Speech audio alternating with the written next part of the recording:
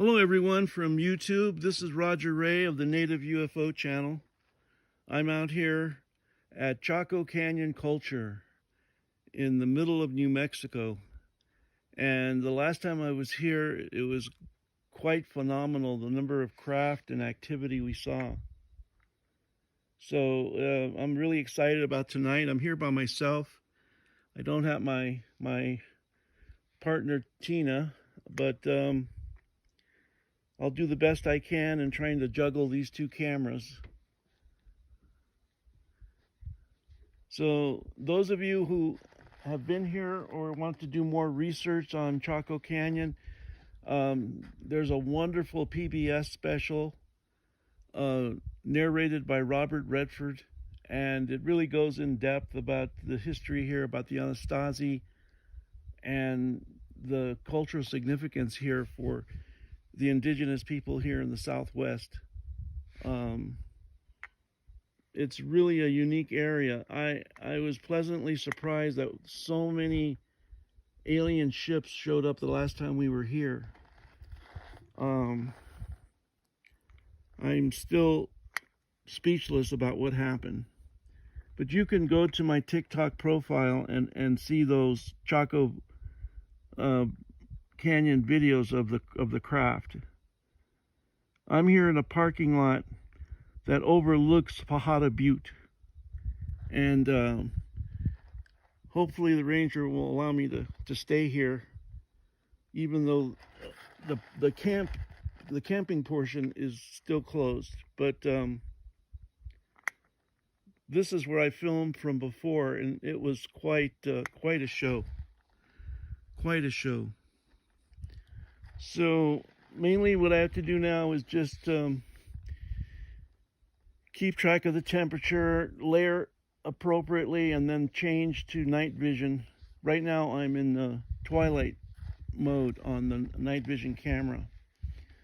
So I always appreciate the sunset. Part of what we like to do at Native UFO is just have you get the sense that you're here with us and be in the beauty and the starkness. So that's why I kind of started at before the sun went down. But it's quite beautiful here. For those who have been here, you know what I'm talking about. There's an energy here that's definitely unmistakable. So those of you of YouTube that joined us, this is Roger Ray of the Native UFO channel. We're here at Chaco Canyon. And apparently it just opened up today, but camping's not allowed till tomorrow. But I'll be with you here for at least the next few hours and do my meditation, project love to these ships to entice them to come out. And it seems like this is more of a highway that occurred the last time I was here, with so many ships flying back and forth right over that butte. So, man, just sit back and relax, maybe grab some coffee or something. But like I said, I'm going to be here for a few hours, and in the future, Tina and I intend to do UFO tours here, and invite a small group of people at a time to come out here with us and camp out, and watch through our night vision techniques UFO craft. So, Ben, can we see how dark it is? Yeah, you're gonna see how dark it is. I mean, I may take the phone off of the camera, and without night vision, it's very stark here. I can't imagine why they built such a great complex of structures here just in the middle of nowhere. It must have been quite different than, in terms of water and all of that. But man, when you come out here, you want to have a 4x4 and extra supplies. So behind us is the canyon, the entrance to Chaco Canyon itself. And it's over there. I'll swing it over for the YouTube people. And as it turns out, I'm right in front of the ranger station's housing. So it's not like I'm hiding, right? But yeah, right in that ridge over there, you'll see videos we took of plasma orbs come right out of that ridge over there. So hopefully at night I'll walk over there and film. The Starlink is only, I believe, 200 feet away from where it's broadcasting, so I'm somewhat limited in that.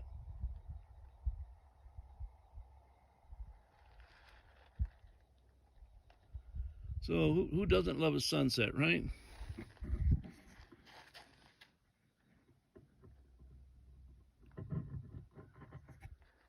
But yeah, I actually had intended to come yesterday, but I was a little concerned about the grid going down because of the solar flares, and so far so good. So I discussed it with Tina, and I was concerned for us being apart, and so we thought, well, let's give it a shot. She has backup generators as well as I do. I'm totally off the grid wherever I go with solar panels and solar generators, because we intend to film at various indigenous hotspots for alien activity until open disclosure, until an ET is walking amongst us, which is, I believe, imminent.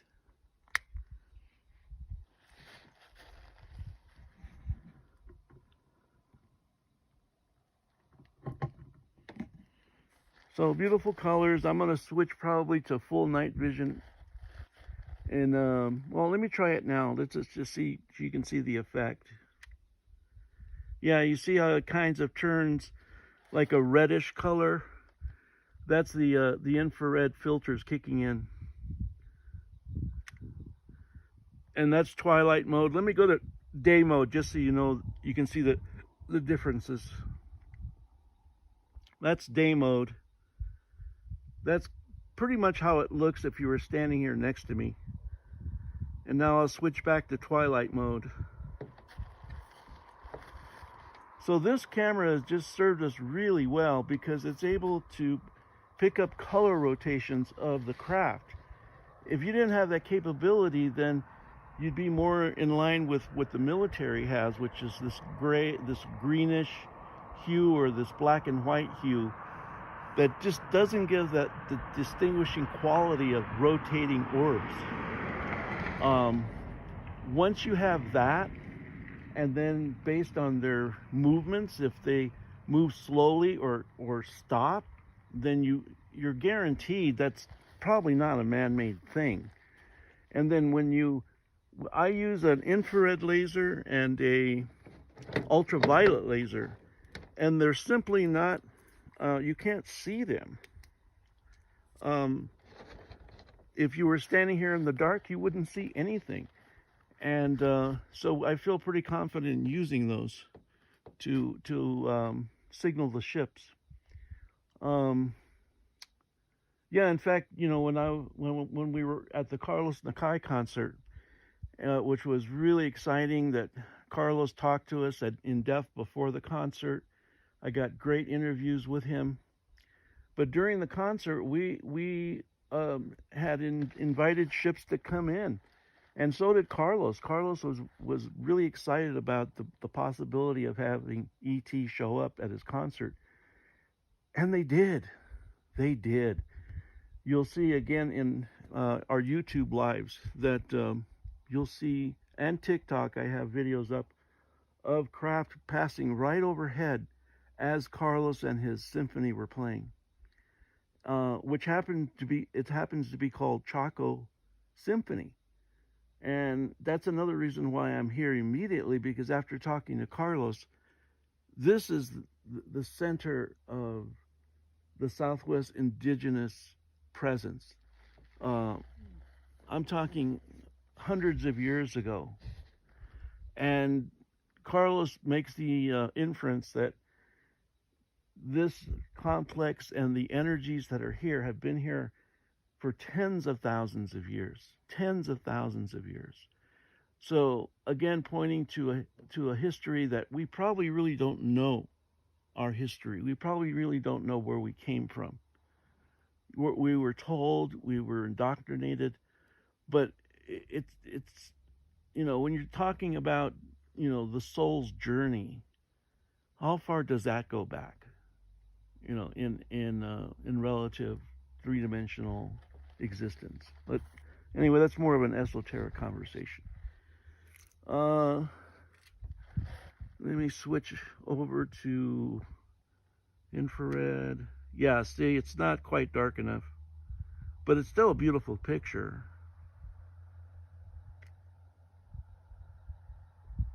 Yeah, I love that.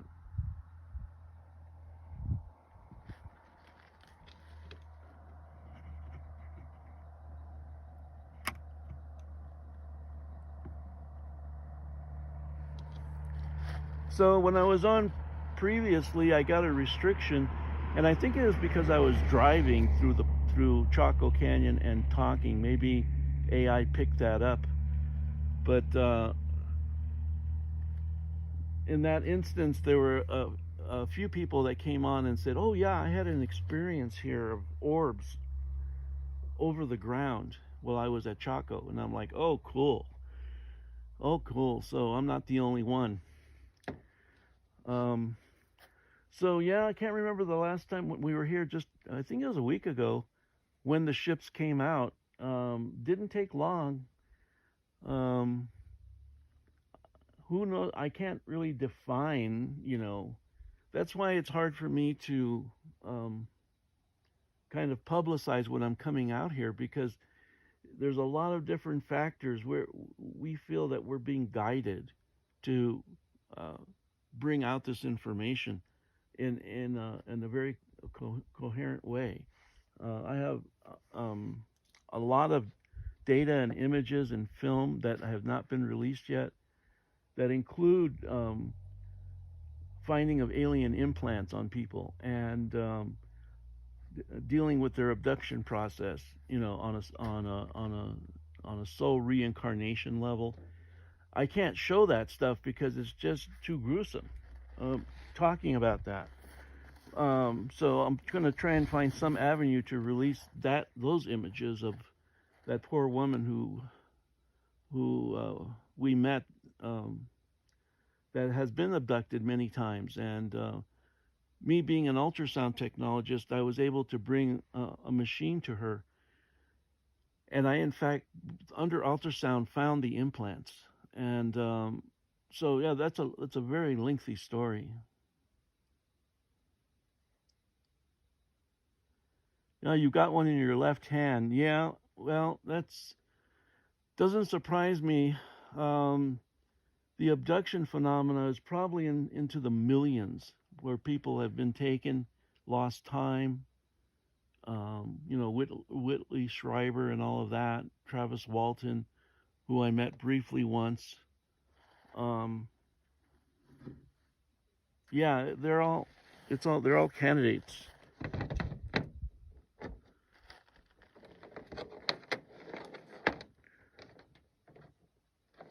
My phone is running a little low on battery already. When you do live streaming, the battery really gets eaten up pretty quick.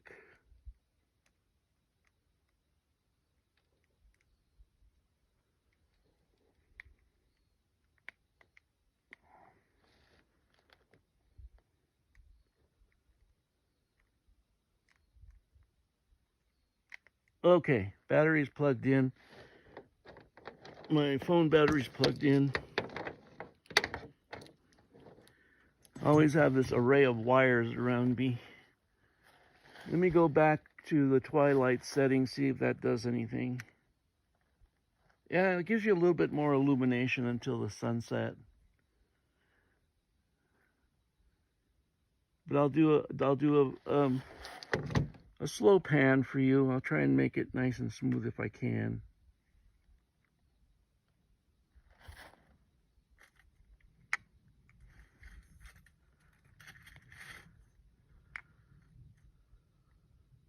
Hi, Jackie. Thanks for the roses. I appreciate it. I hope you can stick it out here, Jackie. There's going to be quite the show tonight. I can sense it. I can sense it.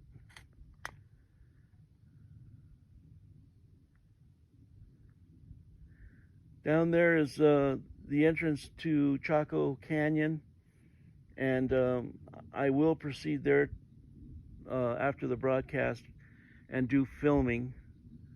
Starlink won't reach over there that far.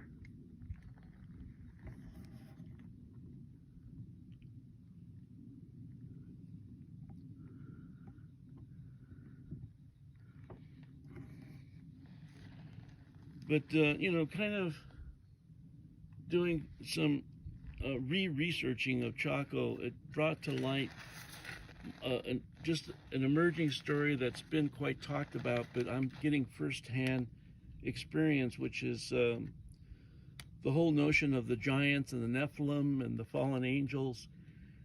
There seems to be part of that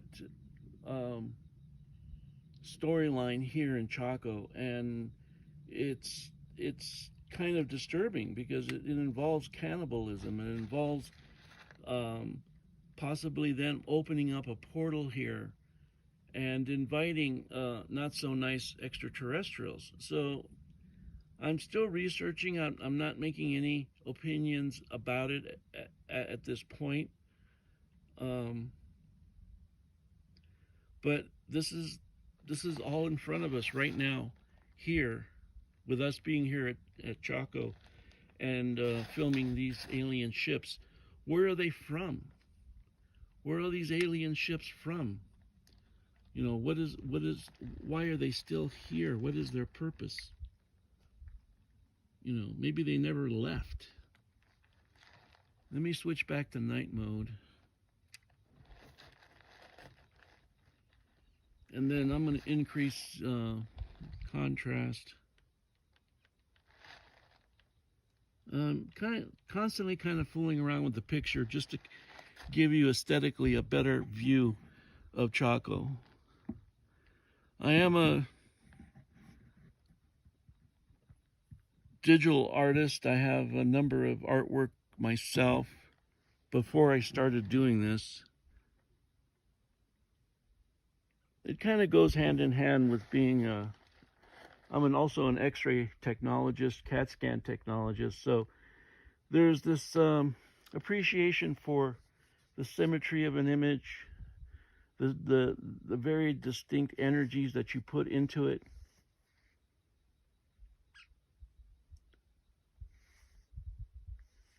So yeah, the alien craft come out usually it's more distinguishable with night vision at night, obviously.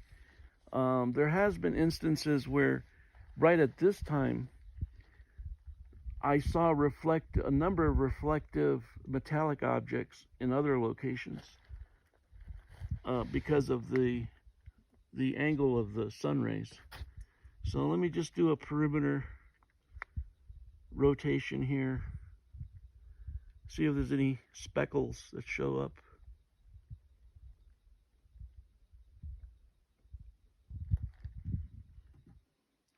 But if you can imagine, you have a concept where you're telling people, show up and I'll show you live alien ships. Well, man, it's and I've not failed actually in providing that proof, but it's just based on my theory and research into telepathy. But then you go to a location like the last time we were here. It was the first time that we were here at Chaco, first time, and the ships showed up in mass. So it's I don't know. It's quite a quandary to really be involved in what I coin quantum projection. or quantum certainty, which is different than faith. Faith still has a notion of hope. But in terms of your consciousness, creating a reality for you, you have to go in with the conviction of certainty and not, well, gee, I hope this happens. No, it's in this now quantum physics realm that we are now venturing into. That is the kind of mindset, I believe, that is going to be required than just don't get me wrong, hope is a good thing. Hope is a good thing. But in order for you to engage with the quantum field and manifestation, there's no room for fear or no room for uncertainty.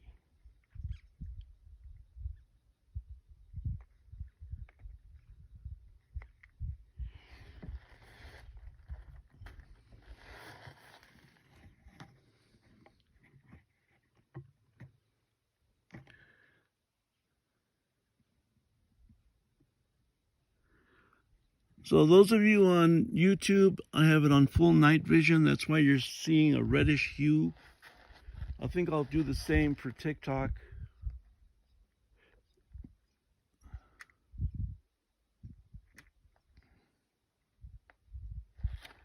And I'll decrease contrast. So there's just a few adjustments you have to do with the night vision in order to clearly outline the ships as they show up.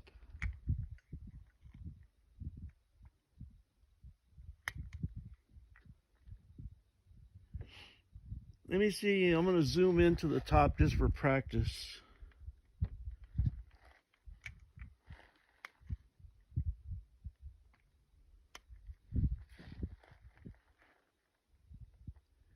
But Carlos did tell me during the interview that he did climb this Fajada Butte and saw the sundial, which I think is that protuberance just to the left.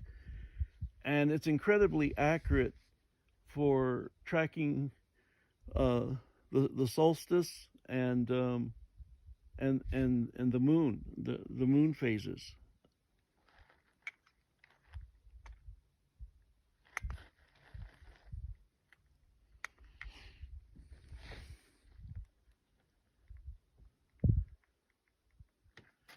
So if you can imagine, it's super quiet out here, very serene.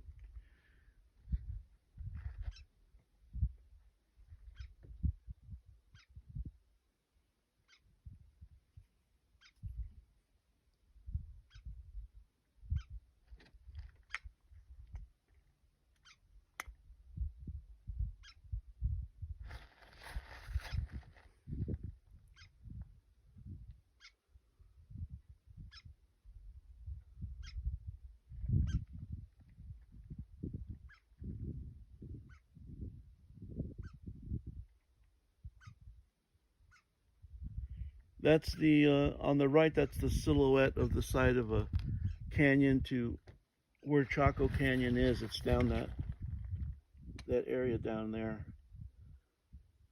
which, again, after the broadcast, I will walk. See if I go lower the sensors, then pick up the foliage, so you can get a sense of how well the night vision works.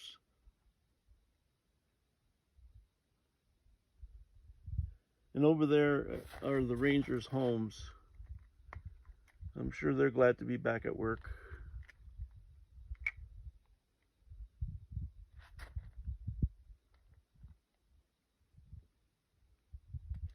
Yeah, there's a bird around, probably looking for me to drop something.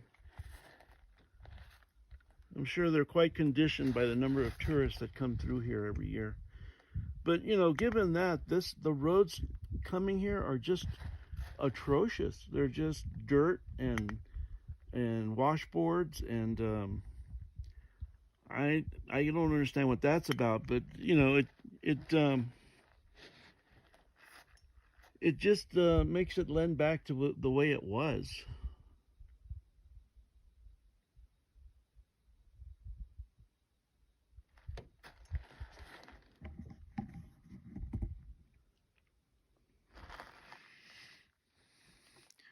So we're just here. We're in a few minutes, the sun will be down. It'll be completely dark, and we'll start scanning the sky for craft and calling them in, and using loving intent, and see what happens.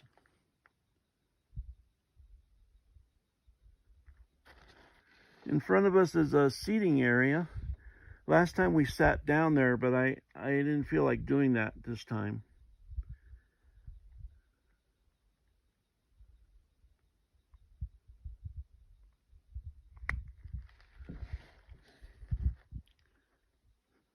So just sit back and relax, put some music on, and if you want, join me in calling out with love and good intent for these craft to show up.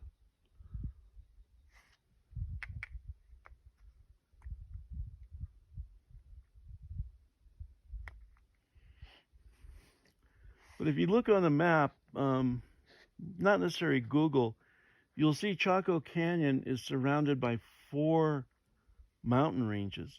To the west are the Chuscas, to the north are the San Juan Mountains, to the south, specifically Mount Taylor, which is a sacred mountain of the Navajo, and then to the east are the Jemez Mountains. Now, in each of those mountain ranges, I have filmed alien craft. So I'm looking at this butte here as the origin or central port to those 4 mountain ranges.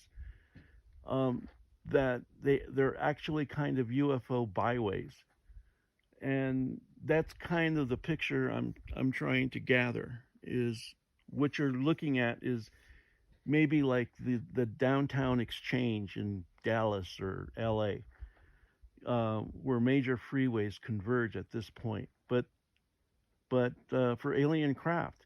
So at least that's my initial theory, and we'll see if it proves out.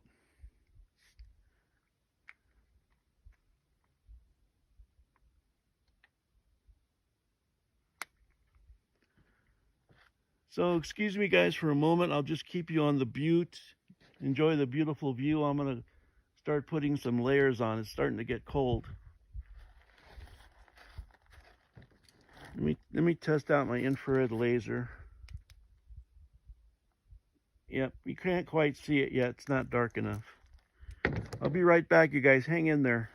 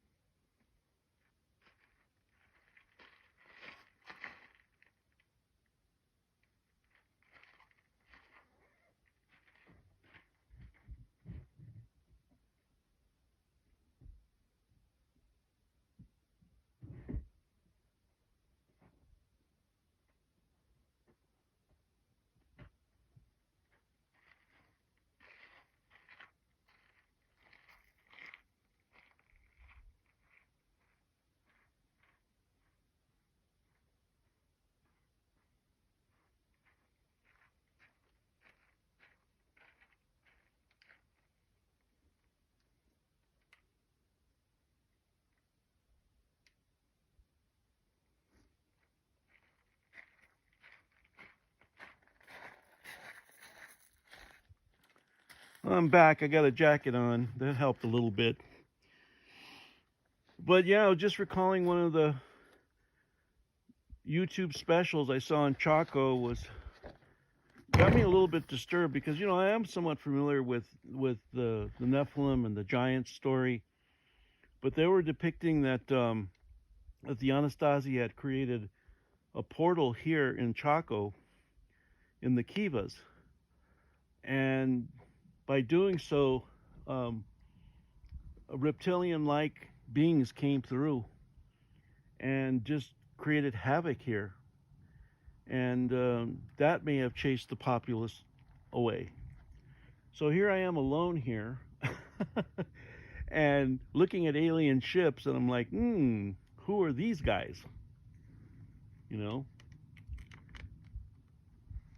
it's a little different being alone. It's really nice to have a partner like Tina, to bounce off and, you know, get things done, and just the company. Obviously, she's a very wonderful person, but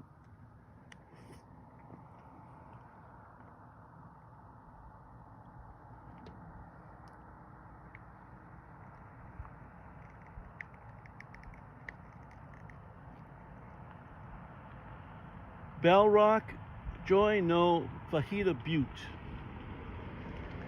which is in the entrance of Chaco Canyon. It was a ceremonial place.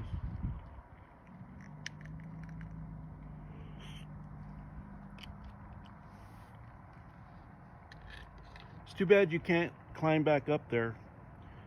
Now, one of my plans is I just got the portable battery for the mini Starlink Mini, and so I'm going to get a backpacking permit, and with the Mini in my backpack, I'm going to climb on that plateau up there, and so I'll be broadcasting live from that plateau overlooking Chaco Canyon. Man, can't wait to do that. I can't wait to do that.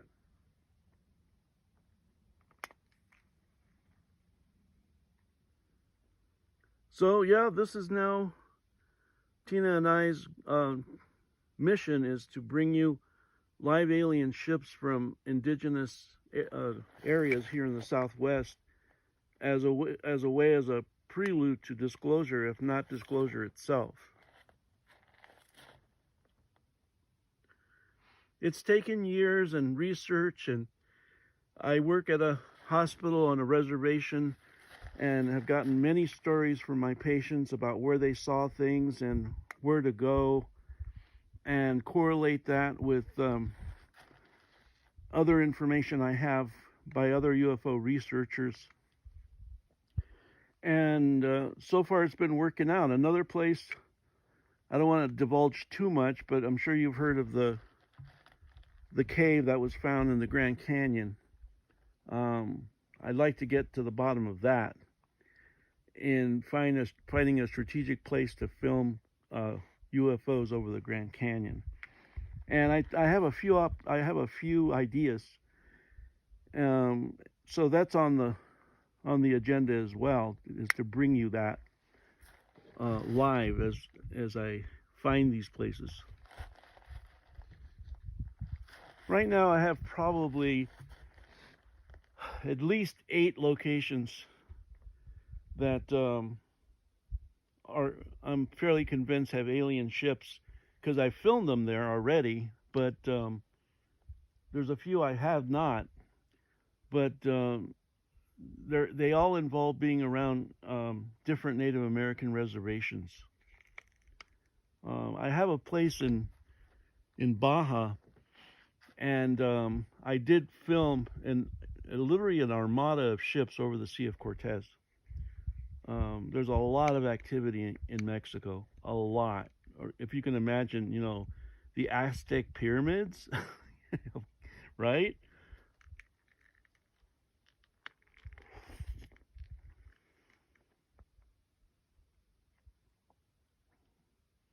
Yeah, I've been to Secret Canyon. Tina lives near Sedona, so she has a good connection with Bradshaw Ranch there, and we're going to do a live from Bradshaw Ranch.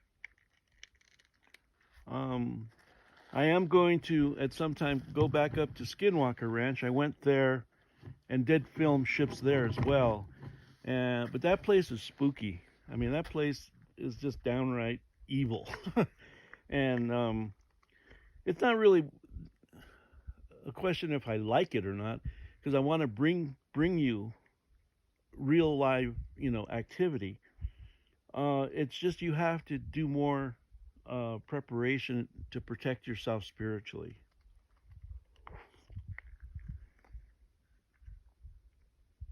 Oh, that's interesting, Joy. That your friends were original owners of Bradshaw Ranch. Then you have an idea what's going on there. I Tina went there and got an extensive tour, but I've not been on the grounds myself yet. Yeah, that's the thing at military activity under the ground at Bradshaw Ranch. Um, so it's a matter of these key entryways, key passageways into the inner Earth. One could be at Bradshaw Ranch, another one could be here, and so a lot of my research points to lava formations, lava tubes, lava tunnels as being ancient passageways and also places of underground civilizations. It just makes sense that that would be the case.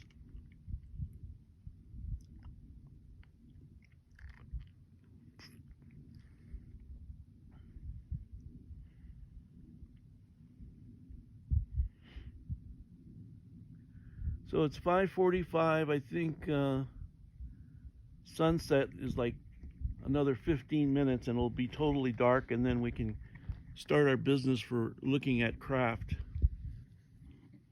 and inviting them with the laser. It's a beautiful, beautiful sunset.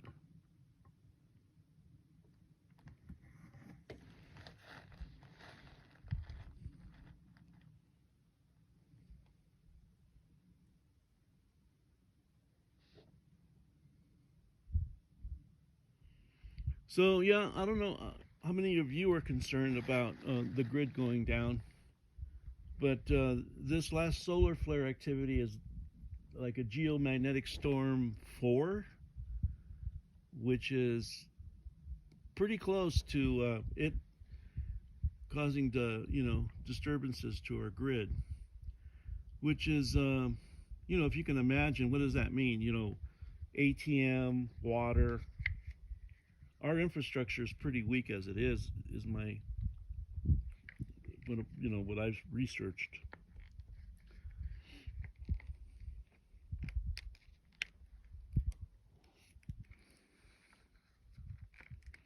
And then this one geophysicist I was hearing last night was really interesting, because you make the inference, ethereally, that the energy of the solar waves must has something to do with affecting us, because we are a bioelectric phenomena down to the cellular level. We're all about electricity.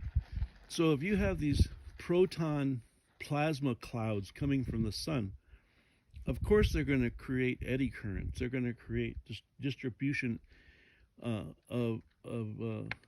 electromagnetic energy, and that's got to affect us. And that's exactly what this geophysicist said, that there was a tending more for heart attacks, for inflammatory diseases to flare up during major solar flares. So, then with this friend of mine, we then went on a line of questioning. Is solar flares or the sun itself really the dictum of our conscious evolution?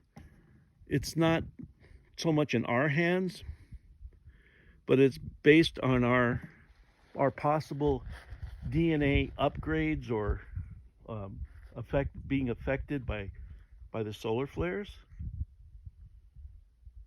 So I don't know. Those are, I think, are now legitimate lines of questioning.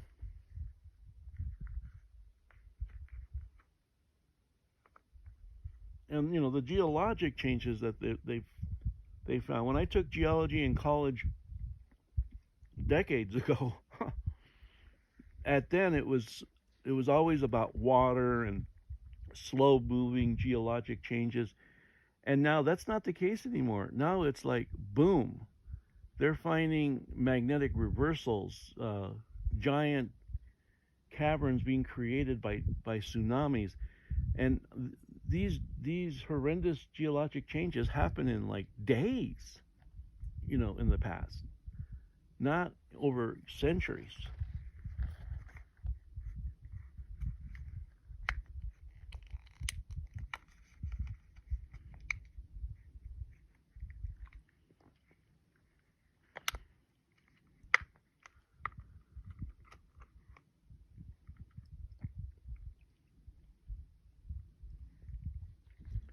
So yeah, a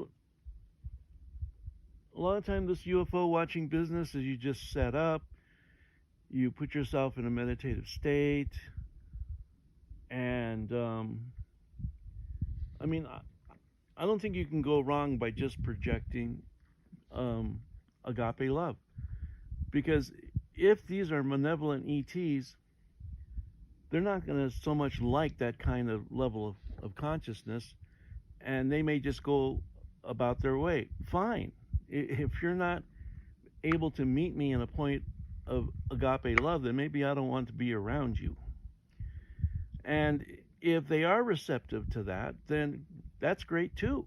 So that's why I'm saying you can't really lose by just being in this state of agape love.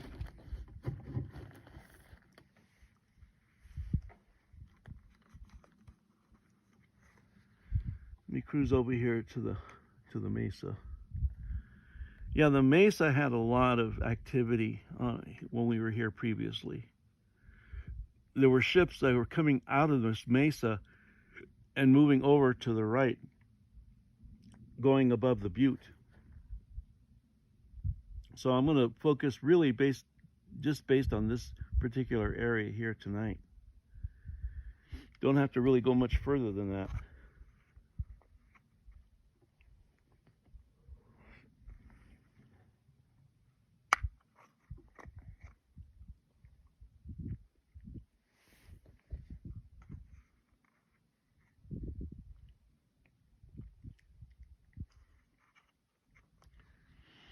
You guys have I had experiences with a malevolent UAP? Well, I've had what I believe to be a malevolent ET show up in, of all places, the hospital where I work. It was late at night. I was doing a CAT scan on an individual, and standing right at the door going into the CAT scanner was a 5-foot alien gray. And I'm like, dude, what are you doing here? This is where I work, I was actually kind of pissed off. It scared the hell out of my patient. And what was unusual about this gray, like you hear in, people's accounts, this guy had dog teeth. Now, why would an extraterrestrial have dog teeth? So he actually, I was quite concerned about that event. And there's other parts of the story I may go into. I don't see why, but just in case if my coworkers are listening, but I'm trying to stay as anonymous as possible because it's not about me. It's about bringing in the evidence of extraterrestrials, and also I don't think my employer would appreciate it very much, but I'm looking above in the dark, and there seems to be a few we call candidates. In other words, we try to do this logically in determining if, in fact, you're looking at an alien craft versus a star versus a satellite versus an airplane. We try to go through criteria, and so that's why we say candidates. So let me come over here.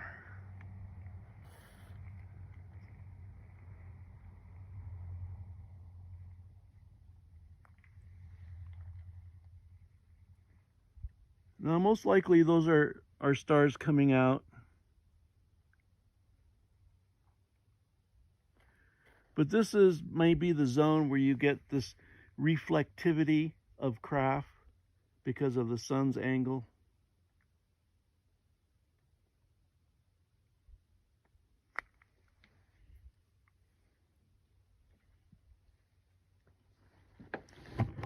So we guys are just waiting here for total nightfall. I thought you would enjoy the sunset. As soon as it gets completely dark, I'll switch to complete, well, I can do it now. I'll go to complete night mode.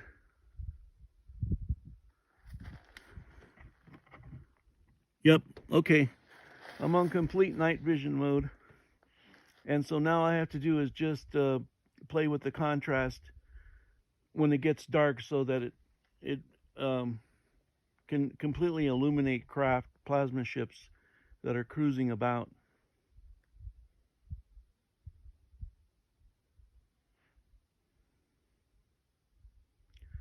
Well, thank you, Rachel. I appreciate you. Your encouragement. It's I'm doing this for humanity to really prepare itself for direct alien encounter. How are we gonna become part of the Galactic Federation if we're busy chopping each other's heads off? I mean, we're in so many ways we're just so primitive still in how we deal with each other. So that's one of the motivations I have is like, come on, people, let's all recognize we're one species. And that really comes out to me as a CAT scan technologist. I minus a radiologist probably, but if I give you CAT scans of two different people on the Earth, no matter their race, color, ethnicity, you won't be able to tell the difference. We are clones of each other. Like 99.9% of us are all exactly alike, molecularly, inside. So for us to have these minute outside physical differences that somehow bring judgment and generalizations, I don't get it. I don't get that kind of thinking. So this is my attempt for unity of the consciousness, unity of the planet, so that we can become star-faring beings and enjoy the universe.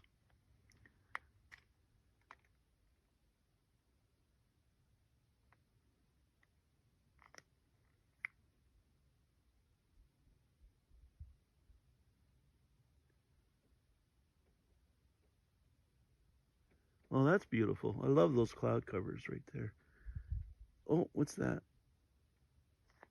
That might be a plane. Yeah. See, there's a plane up there. It's got a tail behind it.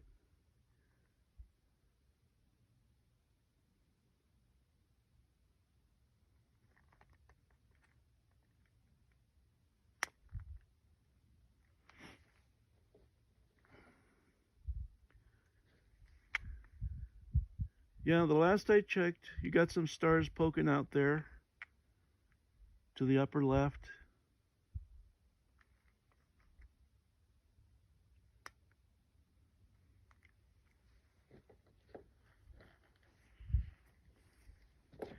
Have any of you guys noticed any power outages or power grid problems where you are at? My broadcasts have been reaching into Europe.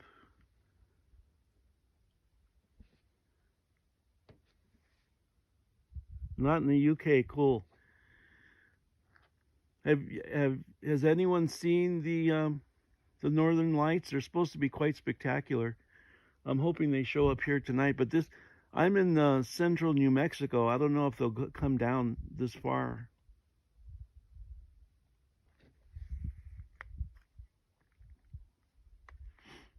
But yeah, today I was envisioning being out here at the Butte and that there were alien craft buzzing around, and then a curtain of of an aurora coming down. I thought, oh my gosh, that would be wonderful to see.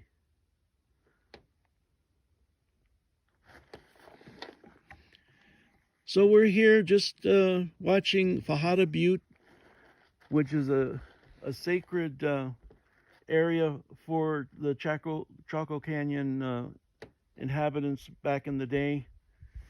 Lots of ceremonies that were done up there.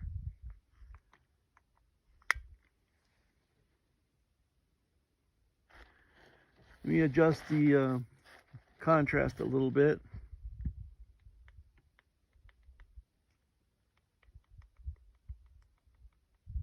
There we go. So I tend to decrease the contrast as it gets towards nightfall, and that allows the luminous plasma ships to be better seen. You're already starting to see kind of the star field.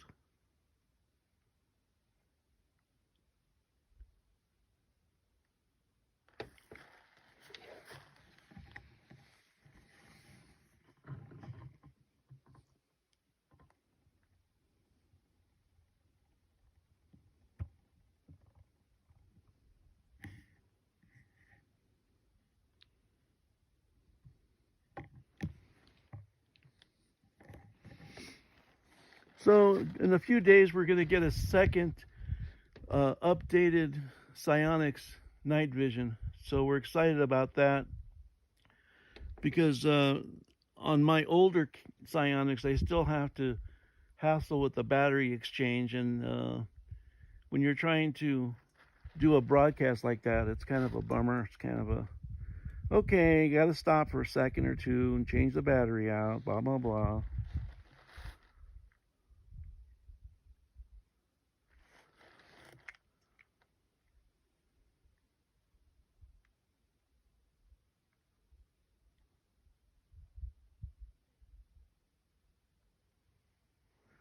Okay, yeah, TikTok wanted me to do a puzzle thing because I guess I'm not moving enough.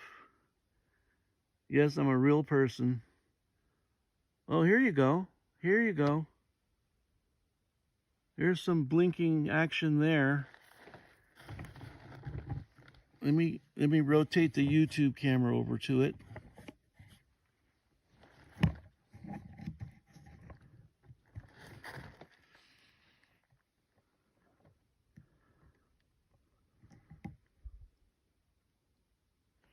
Okay. All right. You guys see those blinking objects right there? I don't hear a plane. I don't see a trail.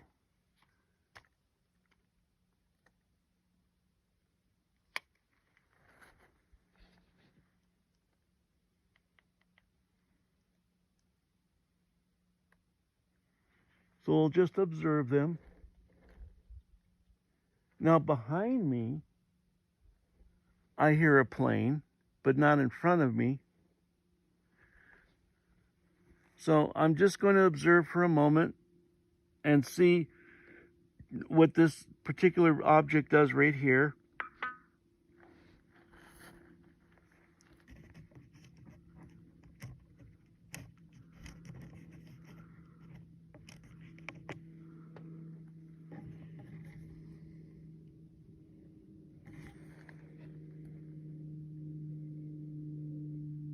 But you see how slow moving it is? Now you can hear the plane behind me, but that's not coming from those objects. Well, oh, see way up there with that stream behind it? Yeah, that's a plane. That's a plane. And I'm trying to make this distinguishable now, so at night you'll get an idea that, yeah, for sure, that's not a plane. You see the difference right there. The plane off to the right with the tail, and then in front of us to the left is a slower moving object, and it's going to disappear behind that cloud, I guess.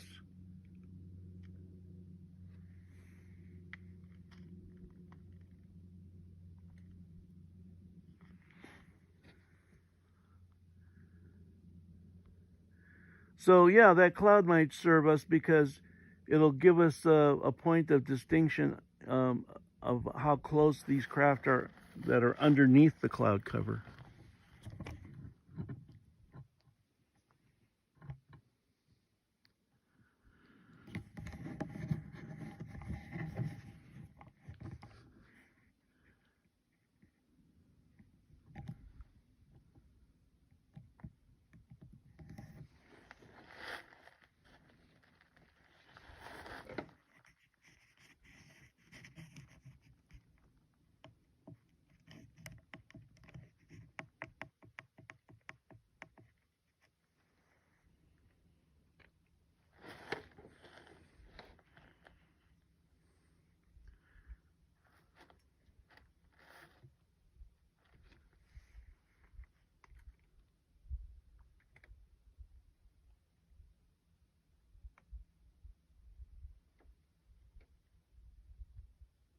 Yeah, see that object up there blinking? That's an airplane moving away from us.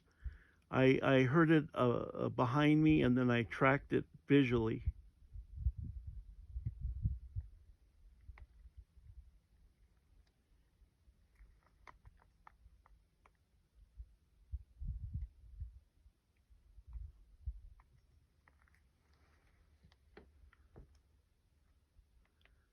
So we're in the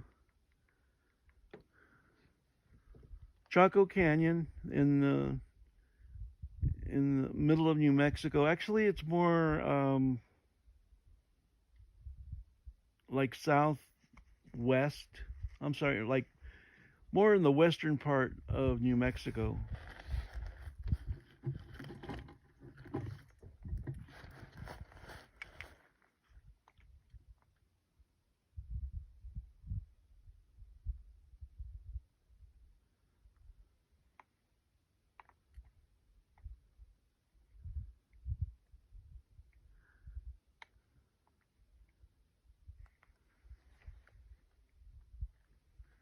Now, those blinking objects I can see with the naked eye, so that tells me that they're more conventional aircraft, and there's no rotation of colors.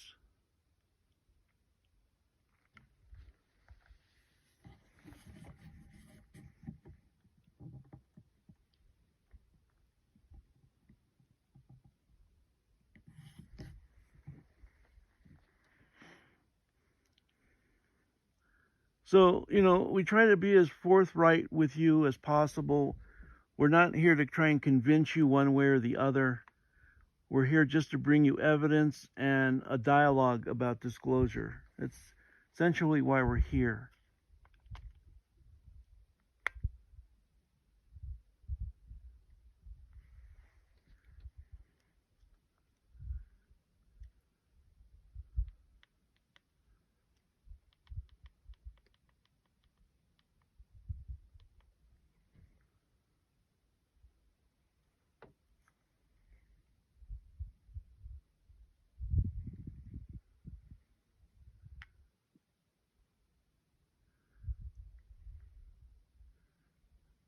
So I believe that blinking light that you see is a conventional aircraft. Again, because there's no rotation of colors, it's a consistent velocity.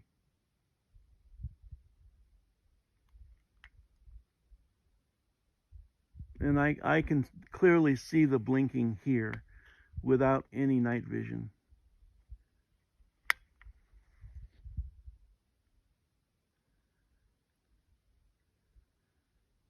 Now, off to the upper right is maybe a different story, but that's going through the clouds.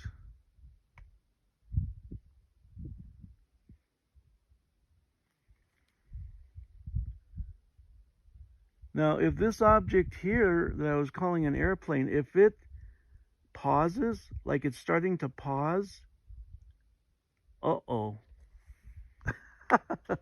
Now I've got to move it towards the category of a ship, towards an alien craft. You see how slow it's starting to move.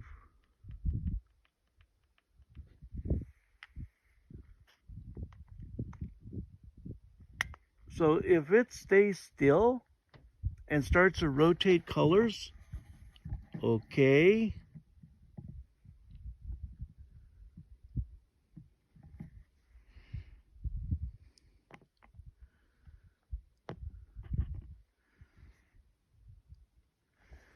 I think it's staying kind of stationary, guys. I don't know. It's hard to say.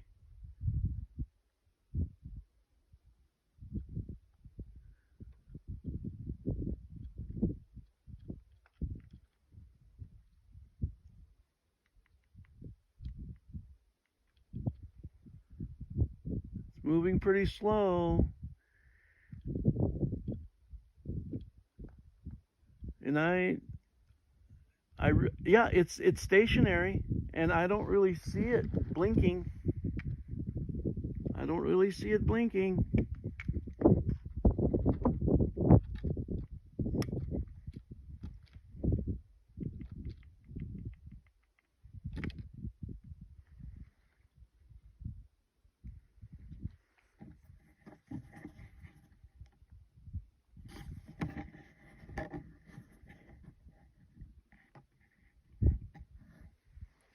I don't know. What do you think, Tina? I saw that you were looking online. That object stayed still. It was moving from left to right, and now it's just stationary. Maybe that's our first parked alien craft to set up for tonight's viewing.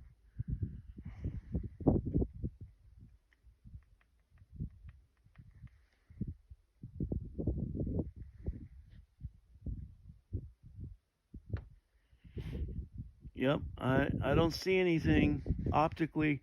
I only see under night vision.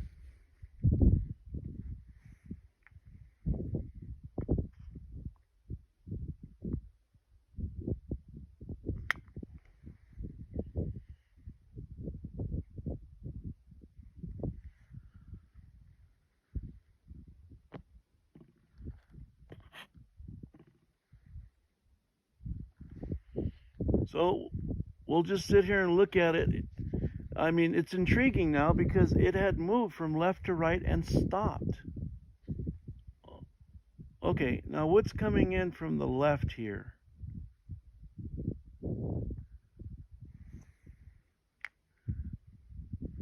Okay, again, I don't see this object coming in from the left. I don't see it without night vision. You see what I'm looking at right there?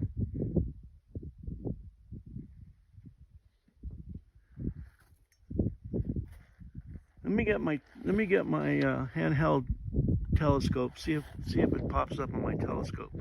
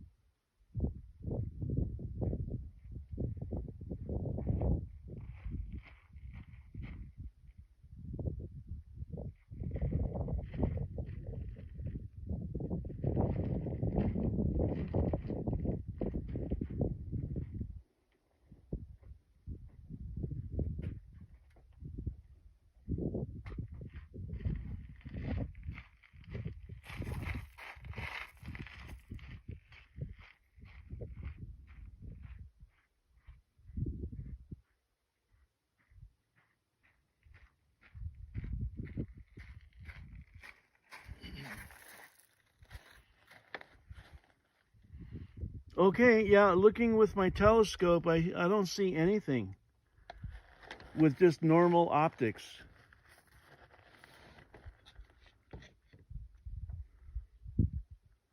So those are two candidates right there. Let me swing over to the left. There's the butte. And then there's that mesa. Oh, look, there's a blinker right there. Did I see one near that cliff?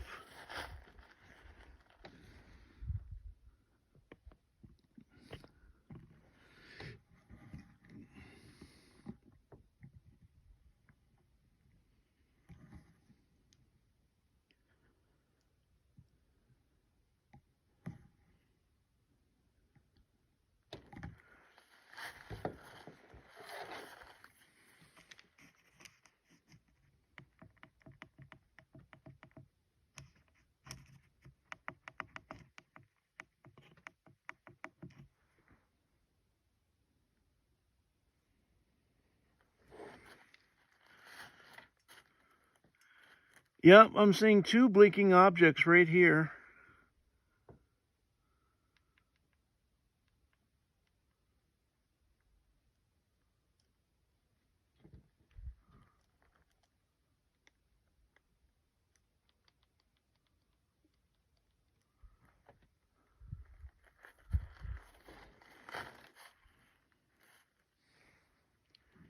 And they seem to be moving over towards the butte to the right.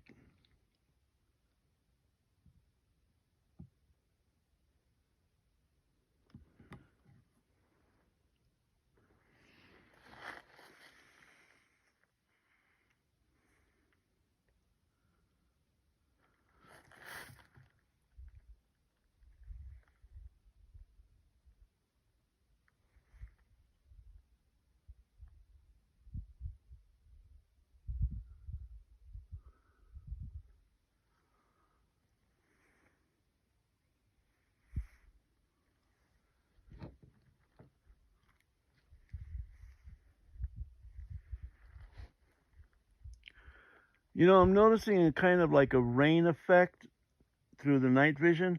I'm going to, excuse me for a moment, I'm going to change the night vision characteristics to see if I can get rid of that.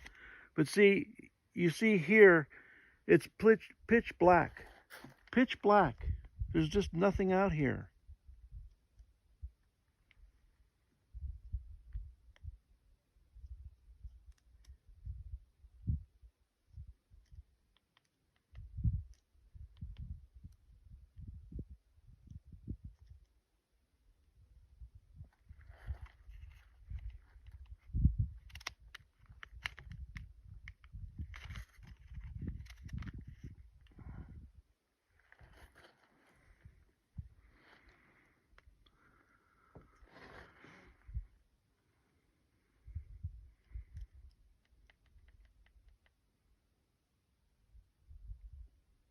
Now, see, you can notice a number of blinking objects now.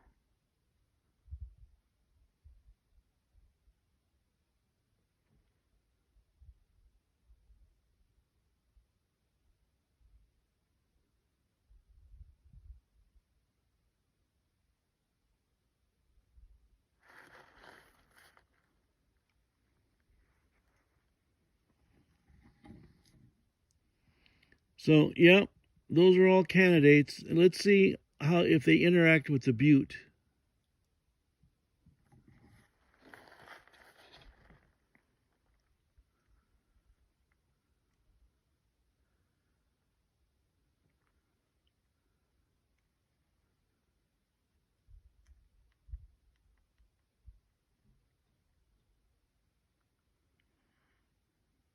Right, so you guys can see those rapidly blinking objects right there. I'm considering all those are candidates.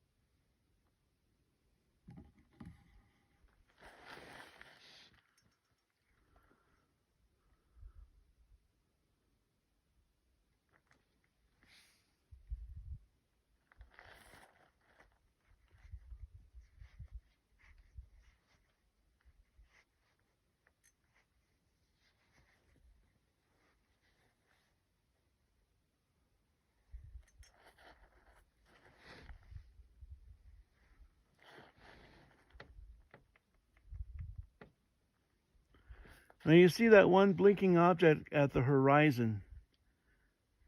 That just appeared.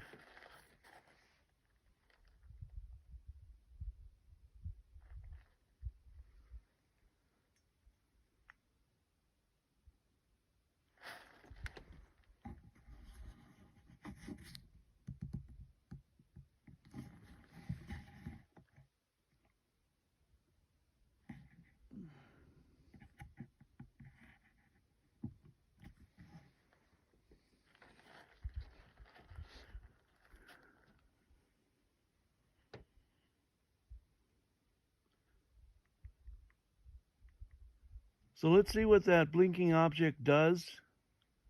Oh, well, there's something coming in from the left. There's another blinking object. A few of them. Since I don't really see anything here in the night sky, except under night vision, I'm going to go ahead and hit them with the laser.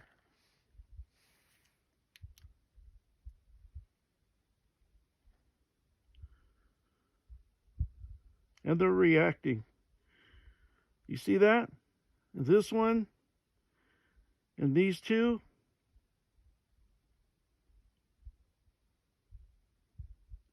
This one here. Hi.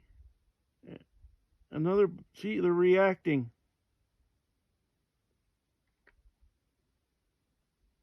And here. And here. I think the ships are coming out, guys.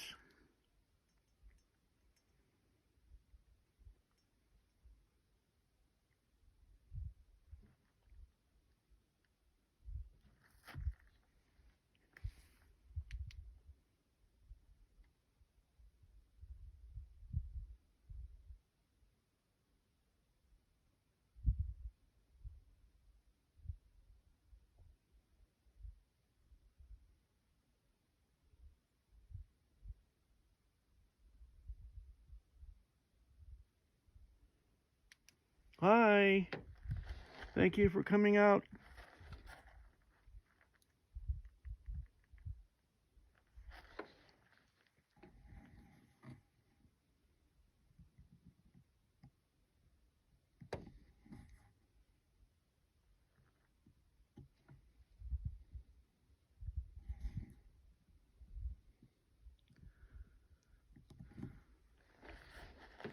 Yep, I believe you're looking at a large number of craft now. Let me zoom out just a hair.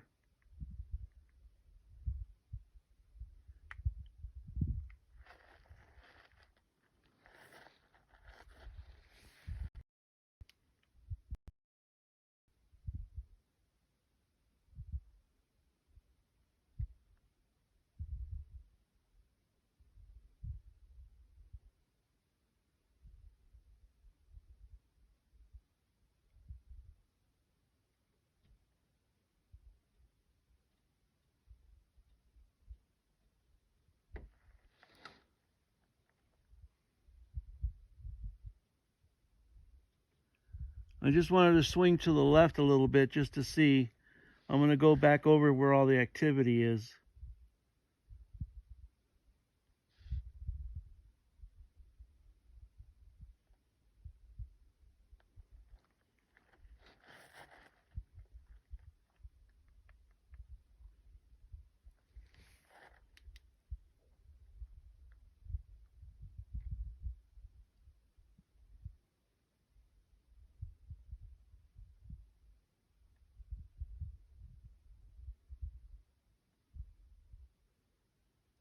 Look at all those blinking lights, guys. And they're all close to each other. And they're stationary. I'm considering them all to be craft. And you can compare them with just a normal static star field. Like that. See? These guys are moving and reacting.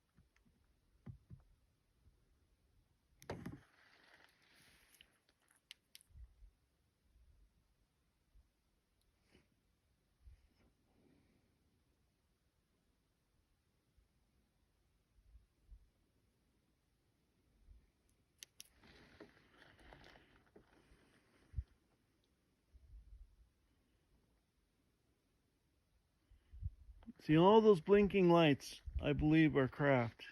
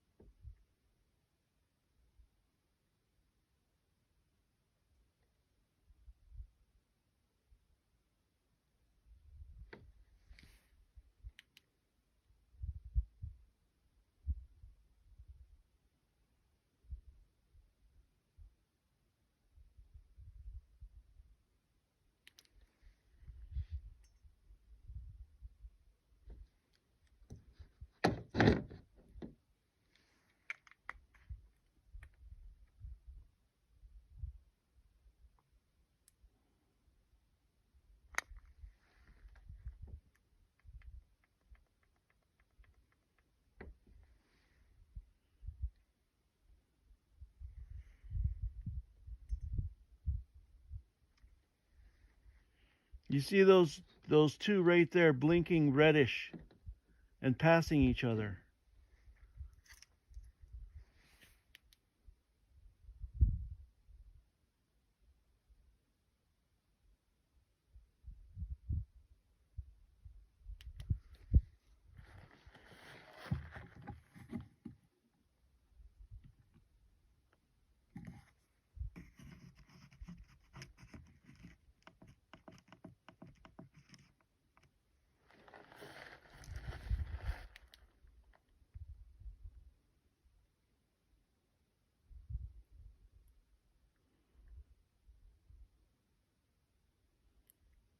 I believe those three are alien ships right there.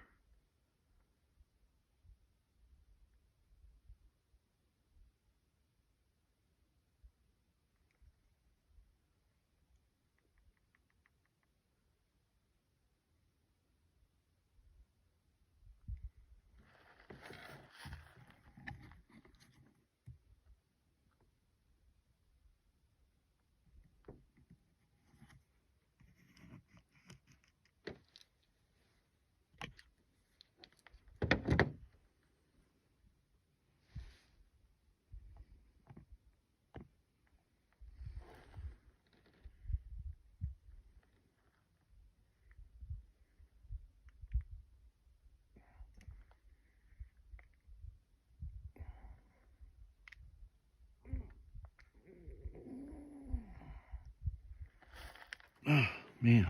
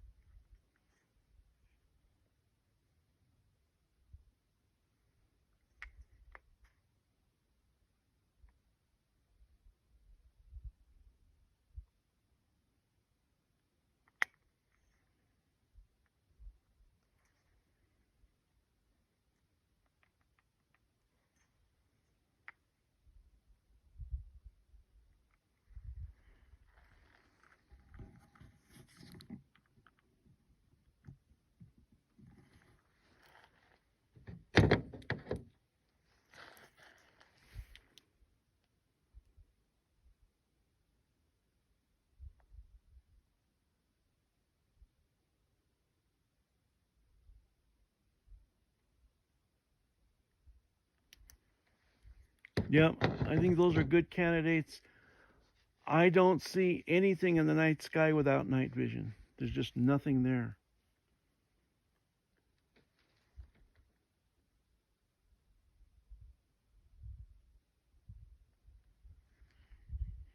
Sorry about the fuzziness, but it's because there's just absolutely no moonlight to help us.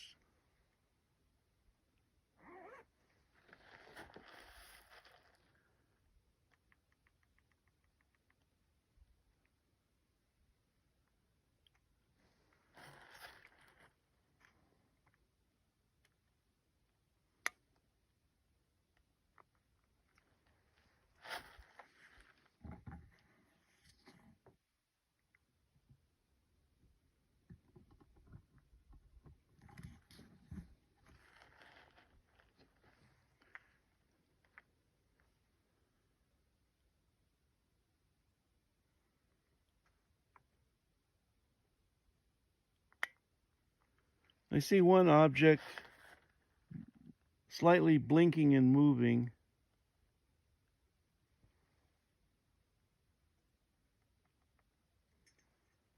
That one right there.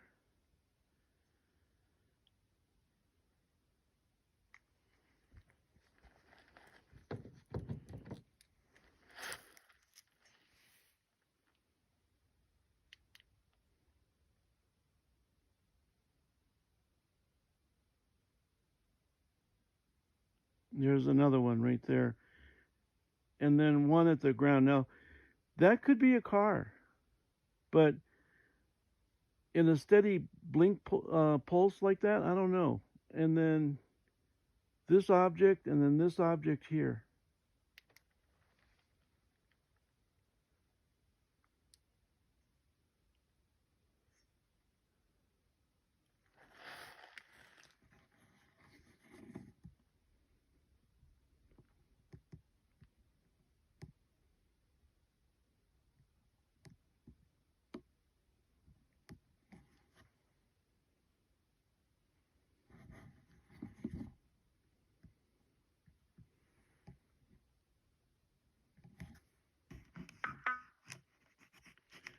Sorry, YouTubers, I got a low battery sign. I got to change batteries. Give me a moment. I'm so sorry.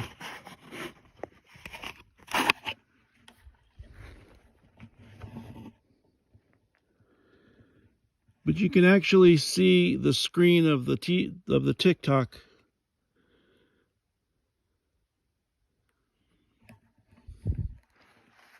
Like I said, it's just pitch black out here. There's just nothing here.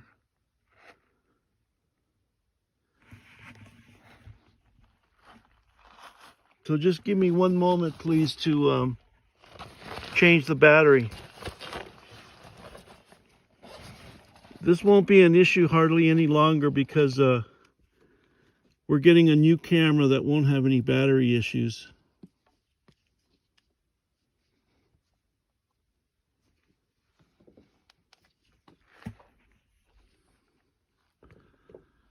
So here's the camera. I have to change out the battery.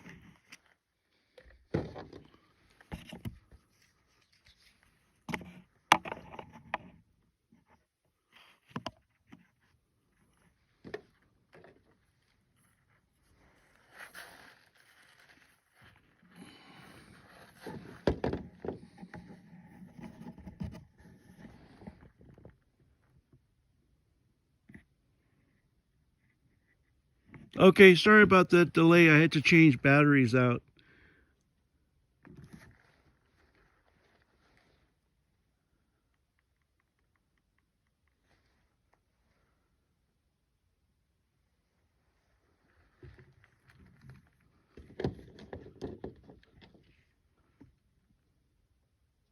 Oh yeah, there's some blinkers behind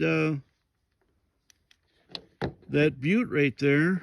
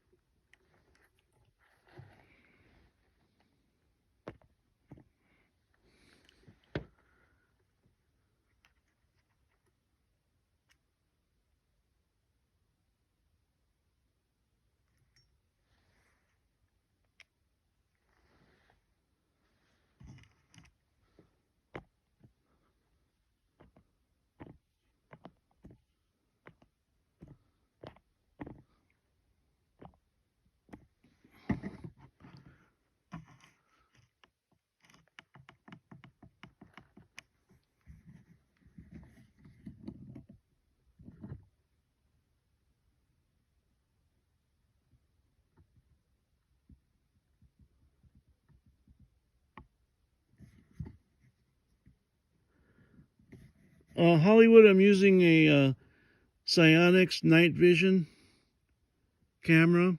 It takes infrared data and converts it to color, and by doing that, we're able to uncover some craft that are normally not even seen with regular military style night vision.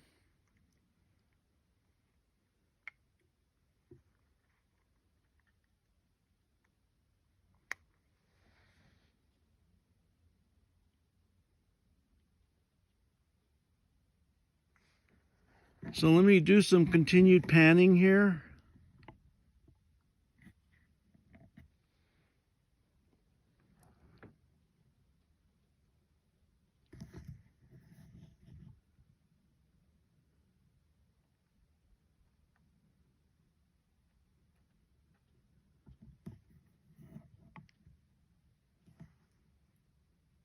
Now I believe that blinking object that you see up there is an aircraft. I can hear it.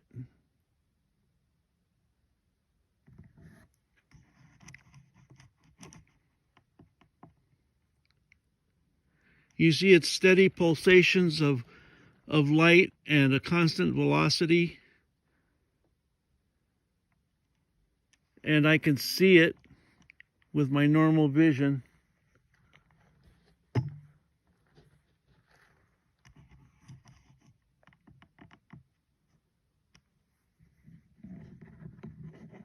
So what we're looking for are objects that are rotating colors and are stationary somewhat of the time and react to the laser.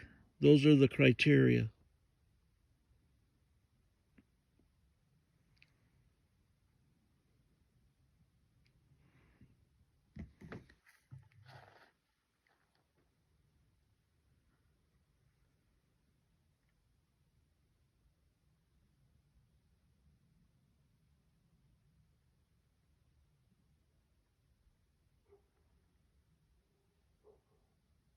It's like one of the ranger's dogs is barking.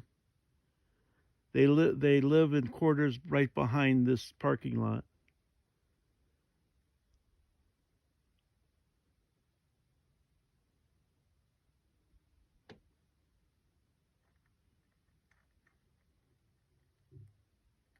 Beautiful night, very clear. Look at all those stars.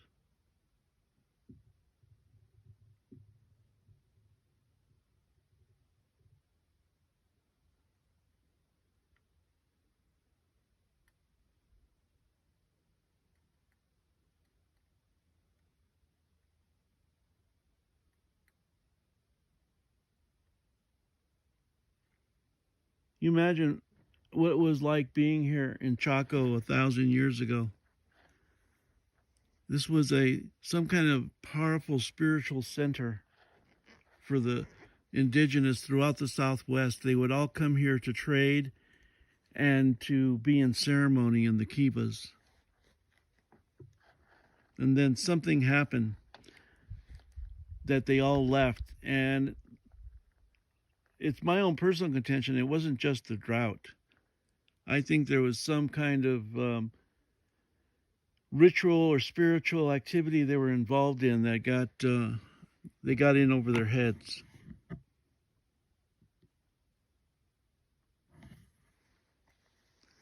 Now you see that one blinking object over the butte. I don't see it with my normal vision. It's just not there.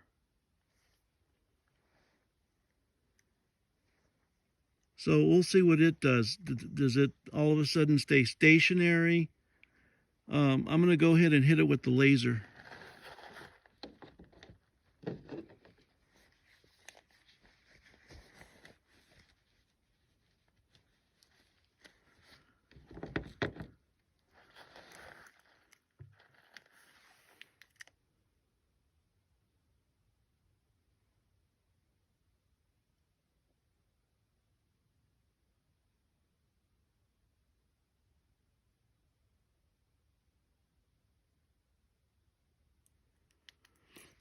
You see, it's not quite moving at a constant velocity like an airplane.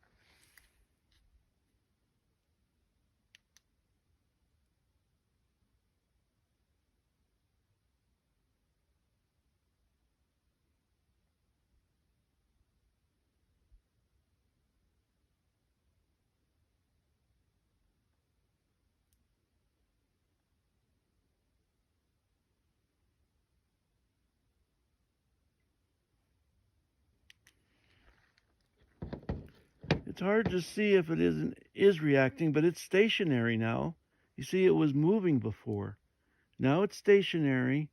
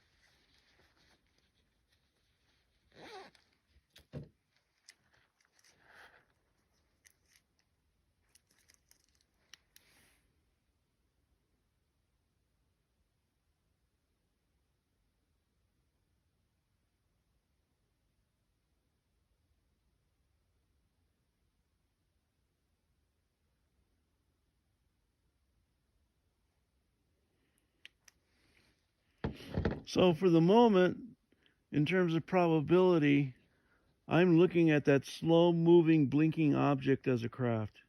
And you see how it's kind of closer to that other object. It's hard to tell if they're in the same plane of perception or if one's passing behind the other.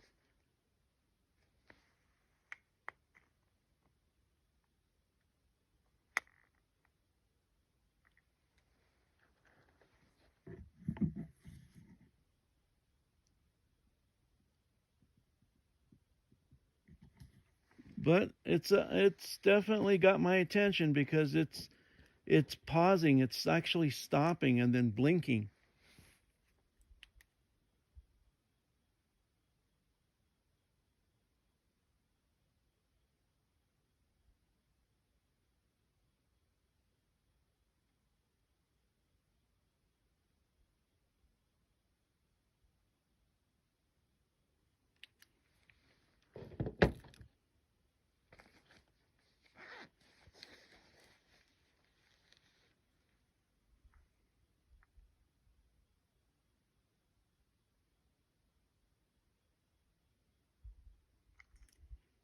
So let me back out a little bit.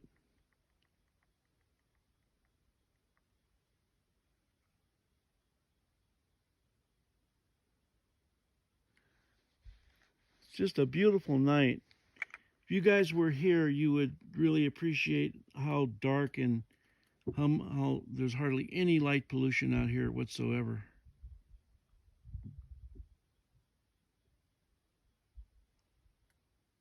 Okay, there's some candidates right there.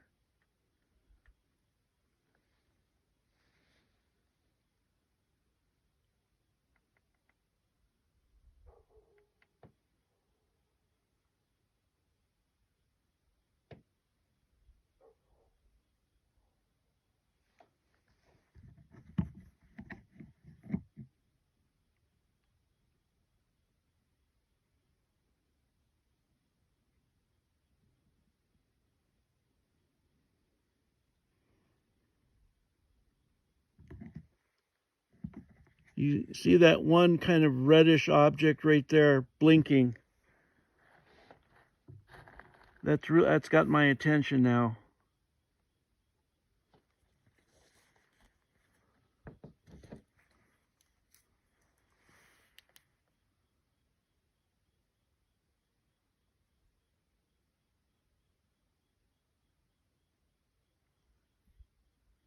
There's just nothing there with regular vision.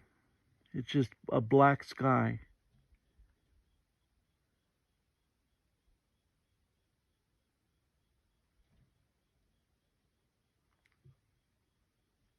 I kind of hate to zoom in because the lack of light, and it just makes it very pixelated.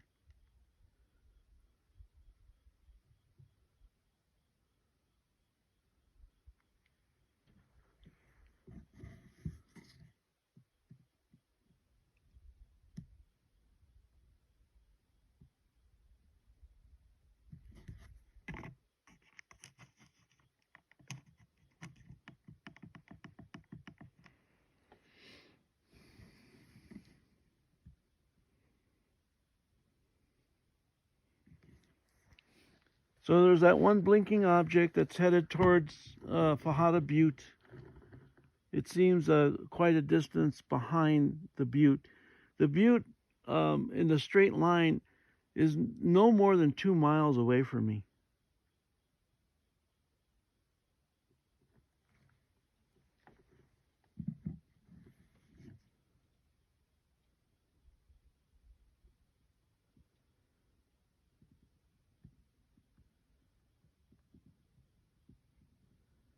Well, we've got a lot of action on the right side of the butte there.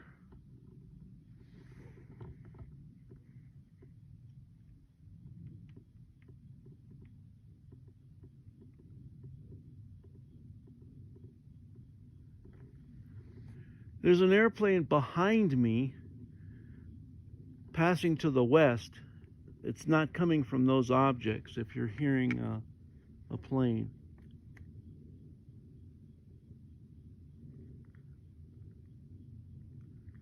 But those blinking objects there have my attention.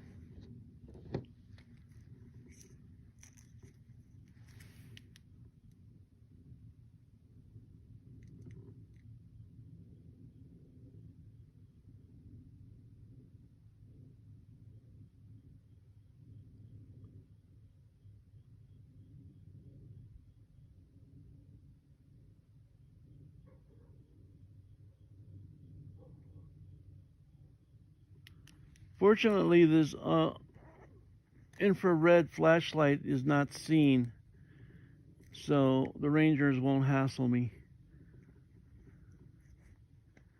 This is a parking lot that's off the main road going through Chaco. And even though the campgrounds are closed, I don't know what problem they would have for me just be here in a parking lot that's like part of the loop, to look at objects in the park.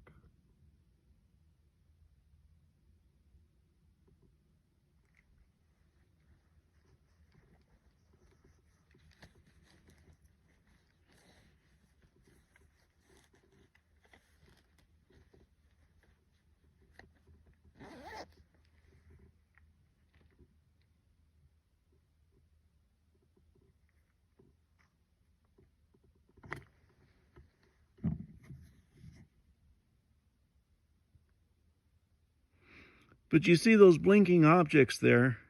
Hello again.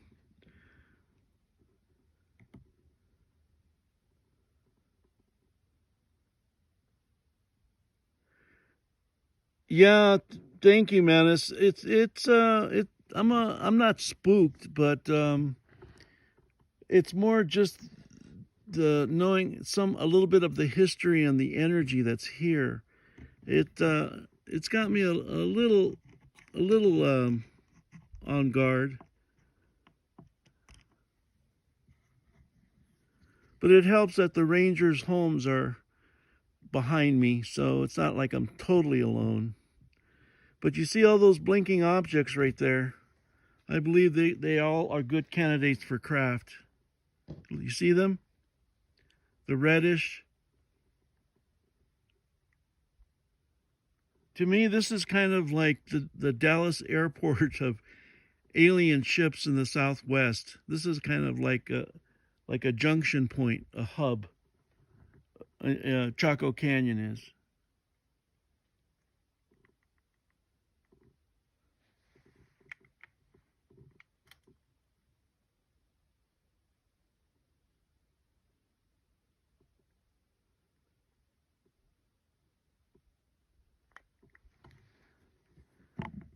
Let me zoom out a little bit. But again, you can see all those blinking objects.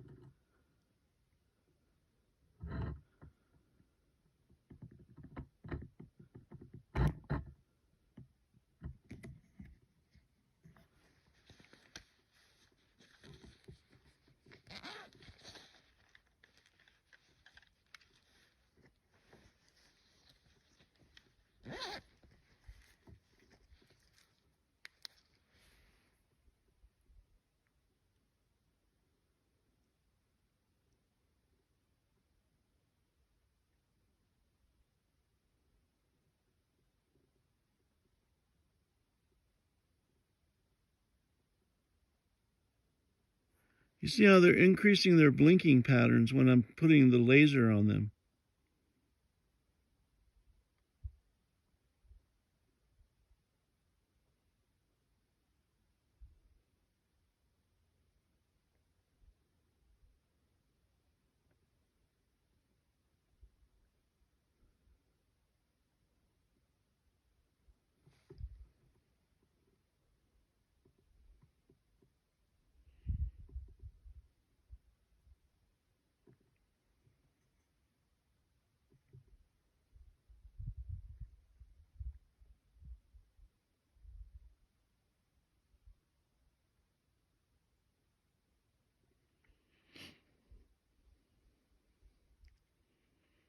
Yeah, it's kind of eerie being out here by yourself.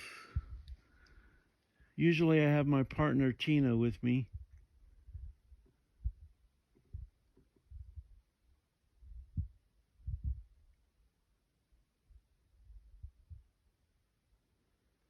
I don't see any northern lights yet, but that's behind me.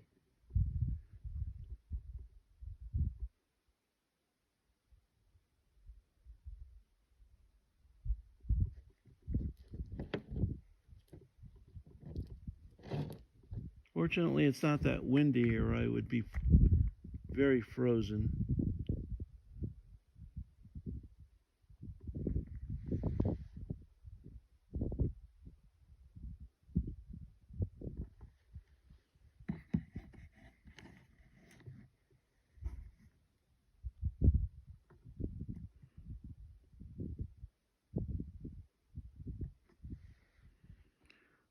Now, when Tina was out here with me, we were pointed at the opening to the canyon itself.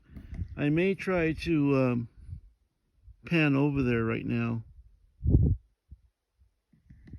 Let me see. I'll do it very carefully.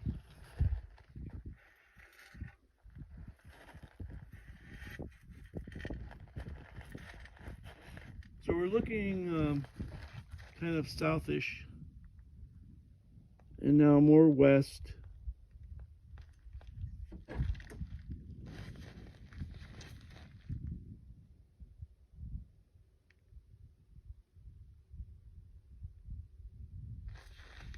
And there's that cliff off to the right. That's around there is the entrance to Chaco Canyon. And off in the distance of that other cliff is where we saw plasma orbs come out of the ground. Right in here.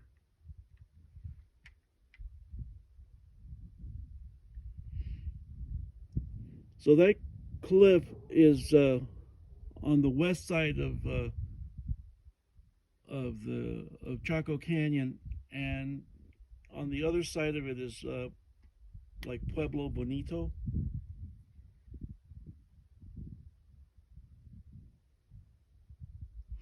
That's the very top of a plateau that overlooks Chaco Canyon. I intend to hike up there with the Starlink Mini and broadcast from there live.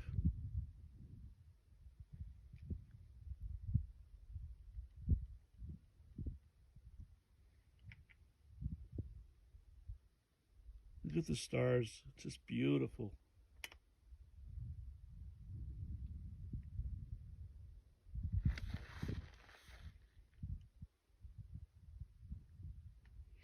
For the moment, I'm calling that a plane because of how high it is. I'm looking for objects relatively close to the butte and at horizon level and are rotating colors.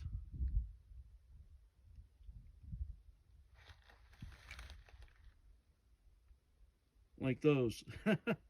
Now, I can't see them rotating colors yet.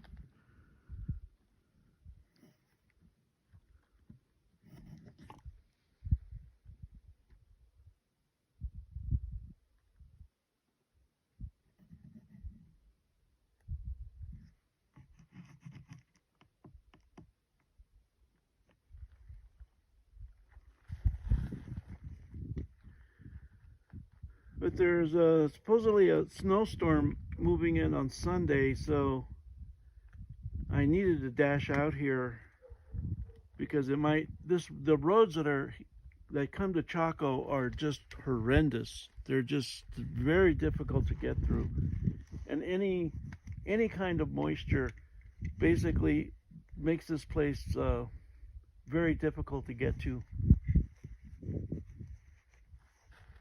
So, you know, with the presence of the solar flares, I was hoping to get some evidence of them tonight, and hopefully I can come back to Chaco sooner than later. This is such a magical area. I want to show you the ruins live during the day.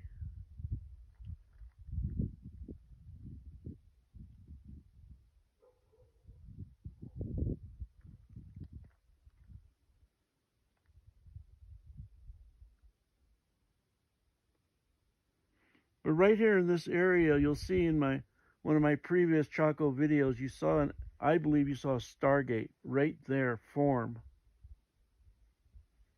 and ships moving to it, just right of the butte.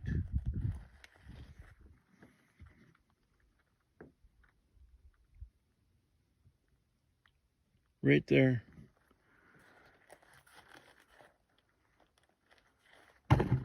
So that would be my center focus generally, is just right of the butte above.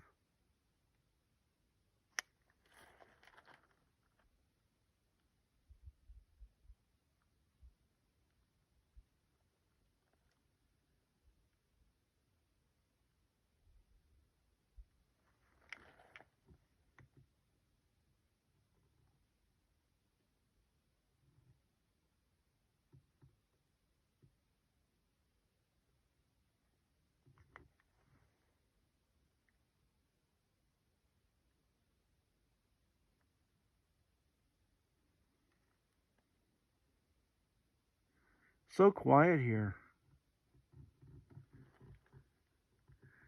In my times I've done backpacking, that's one of the things I learned to look for. When it's super quiet, that means there's a predator about. But I don't know. I guess coyotes and I mean, if you want to go there, I won't talk about skinwalkers, but I don't know what else could be here. There's probably cats because of all the caves.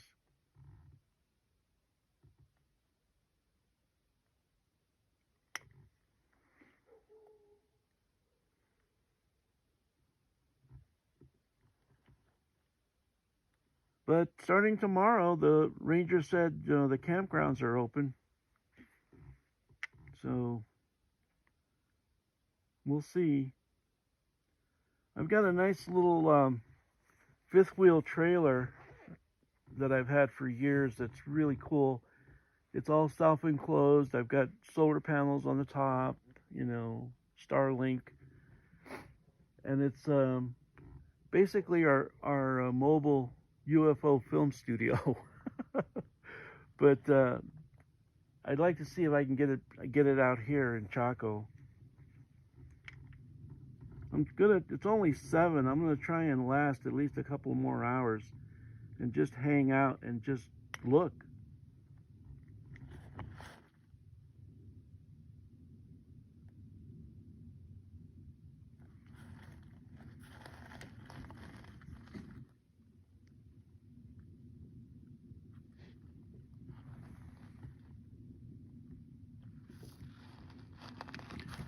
There's a few blinkers there at the horizon.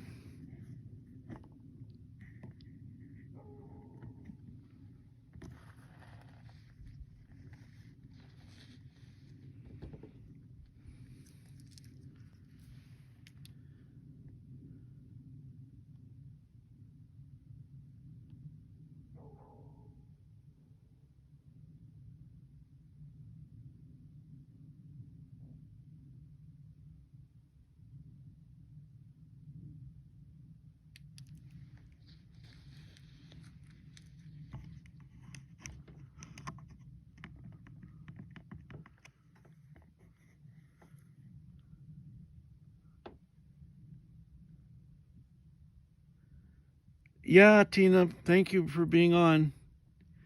Big blinkers. I miss you being out here, Tina. It's cold. Where's your hot chocolate?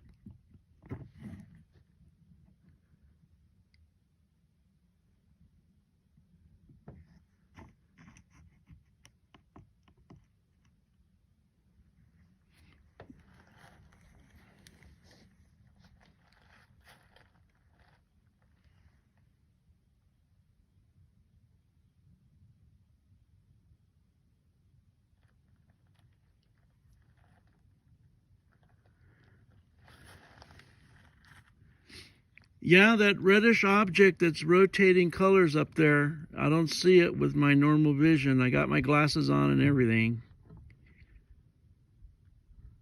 Let's see what it does.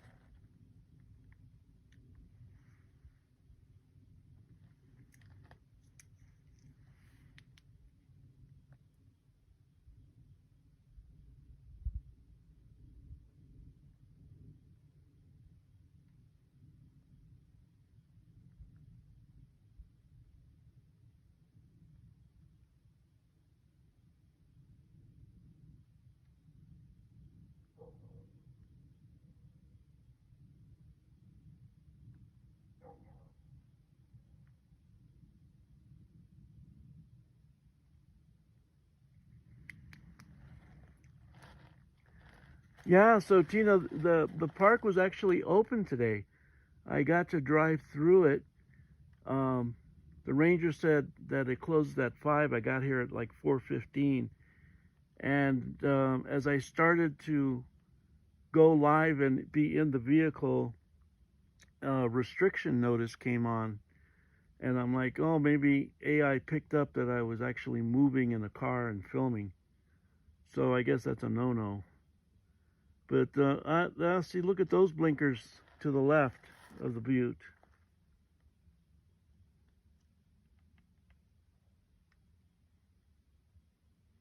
But the campground will be open tomorrow, so we can actually think about coming back this weekend, depending on the snow.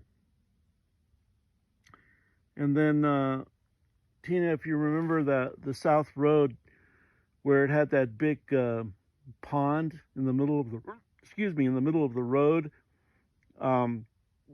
it had dried up, and I actually could pass through there with my camper.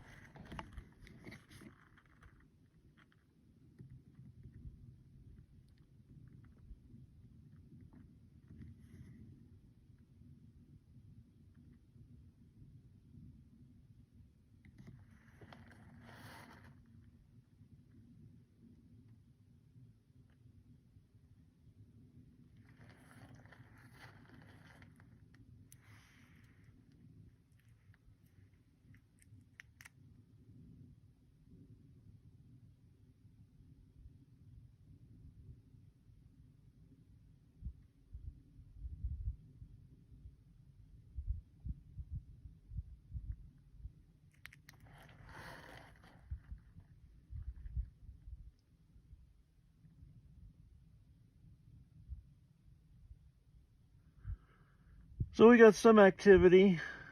It's only 7. It's super early still. Starting to get a little cold. I think I'm going to go put on my second layer here. I'm going to leave you guys looking at those blinking lights on the butte for just a moment. Please bear with me. Let me go back out to this area here.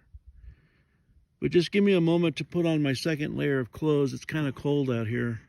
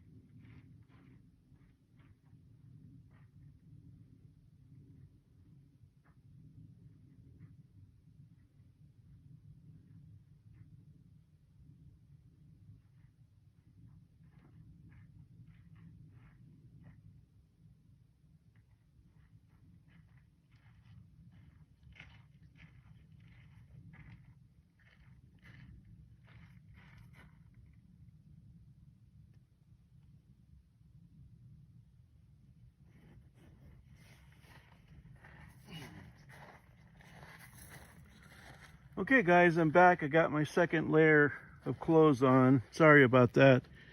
It gets pretty cold out here. I'm basically in a parking lot off the main road into Chaco.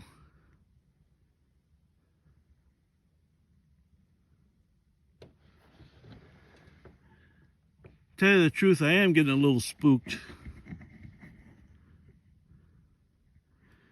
I'm just thinking about what's been speculated by the indigenous, that a portal had been created here and reptilian beings came through it.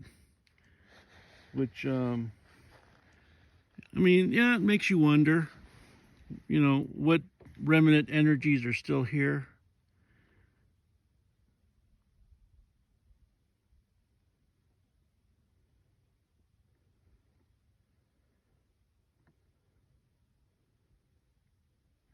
Guys, I hope you're enjoying this. It's really something to be with here in this energy and in this whole environment.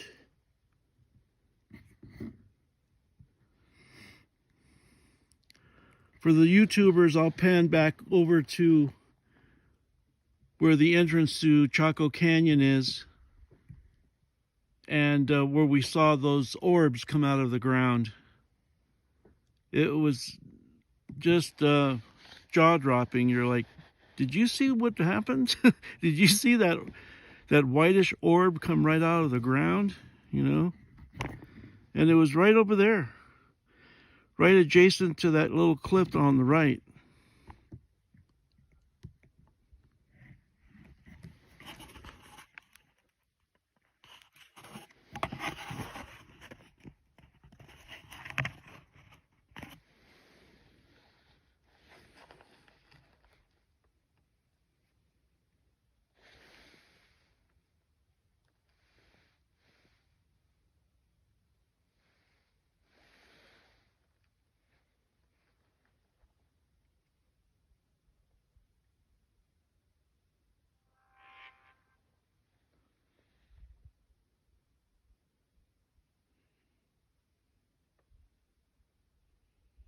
Well, that was strange.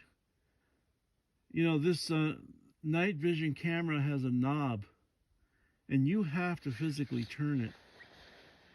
And something physically turned it off. Wasn't me.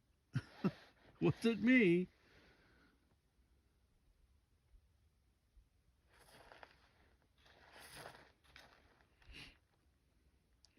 But, you know, we were at another location, Tina and I, and our batteries just kept draining mysteriously.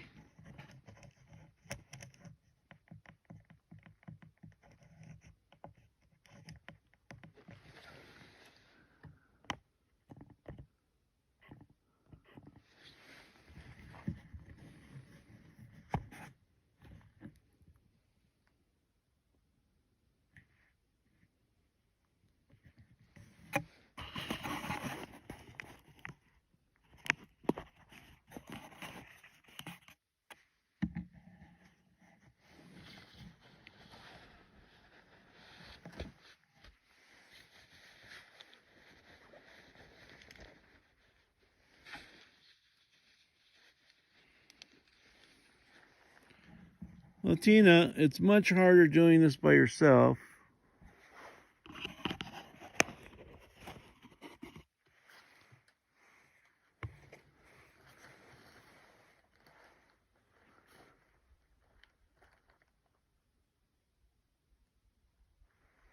You see all those blinking objects there in that star field. Those are all likely candidates of craft.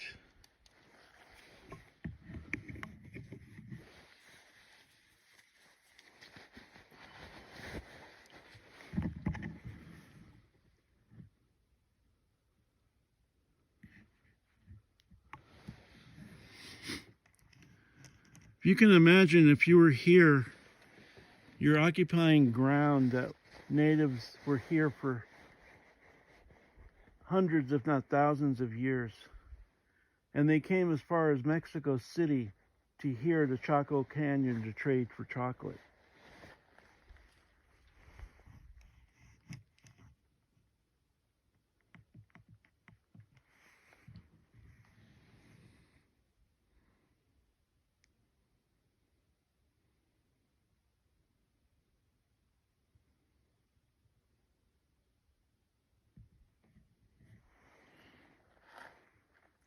You can see, Tina, that portal formation I had pointed out, it's not there right now.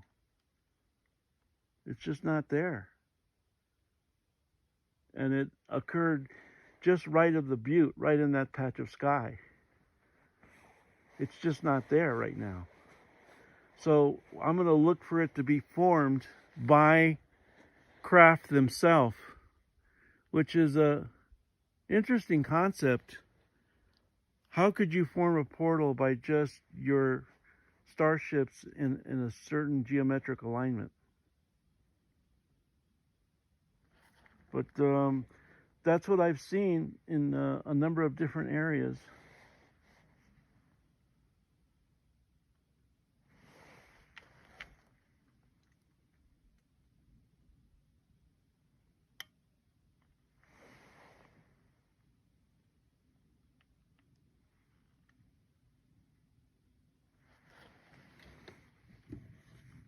So I hope you guys are enjoying this.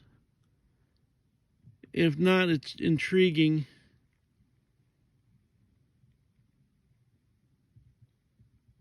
Oh, there's some activity right there.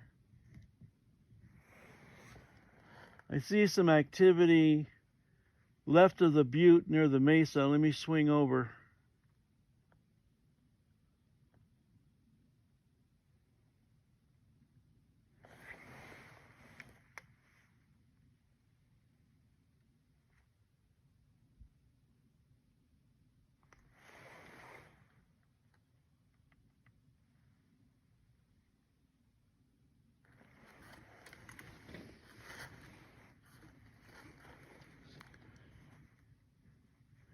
Yeah, you see that reddish blinking object there, and then there's two objects right there, one right next to each other. You see it moving? Let me get my laser.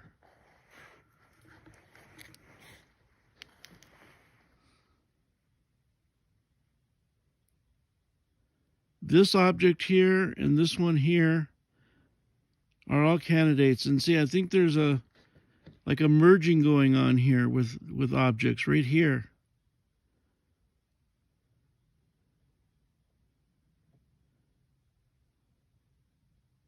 You see, this one, I believe, reacted to my laser.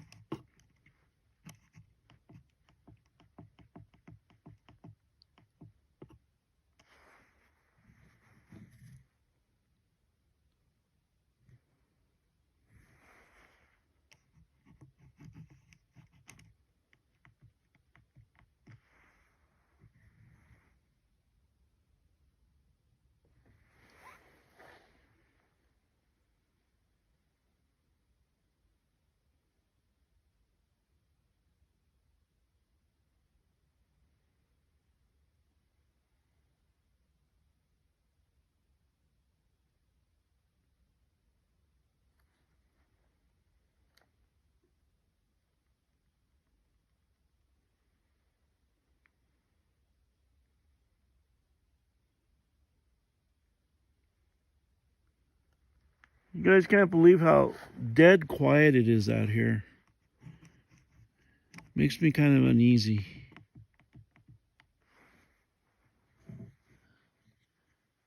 You know what What life forms are around here?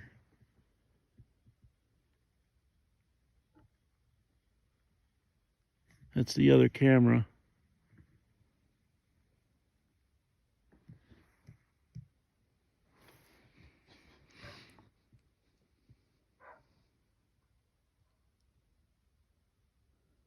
Just wondering if one of the rangers is going to come walk over here and talk to me. What are you doing here at night? Oh, just filming aliens. Not a big deal.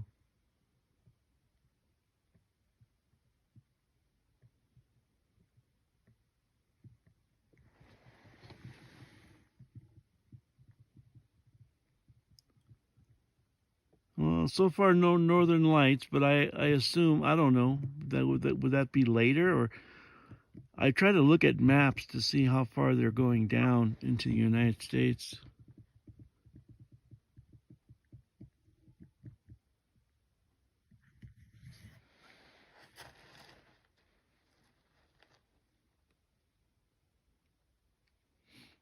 But I was encouraged today when I drove up during the day and I could do a live of the ruins here at Chaco. I think people would really be interested in watching that live.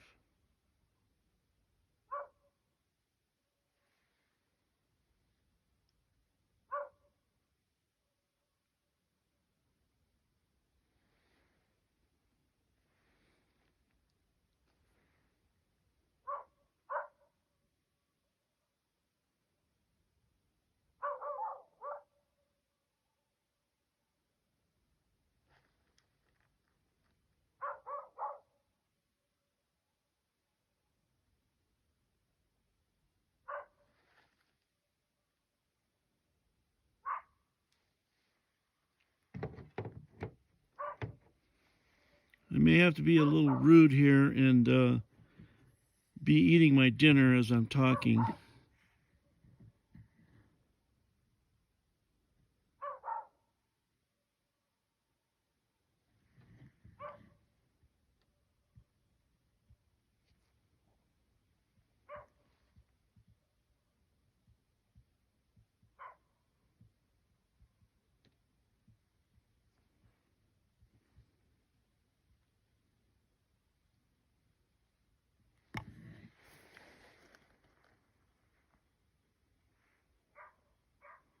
Oh, thank you, Jackie. I appreciate you liking the live.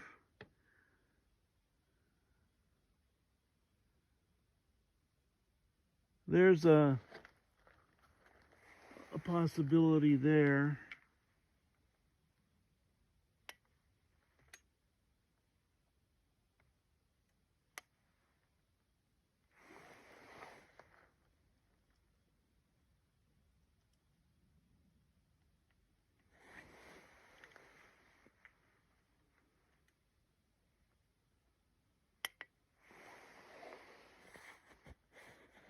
I like the stark contrast of the silhouette of the butte with a blinking object. I think aesthetically that's pretty cool.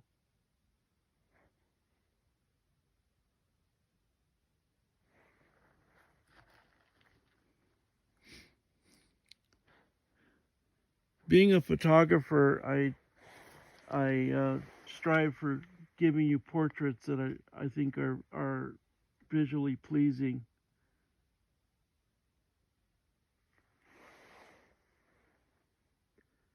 See, like that there, with the possibility of that being a craft over the butte. And, oh, look, there's might be two right there. Look at that. Two cruising along right there. Huh. There you go. You'll see those two up there, Tina? What do you think, hon?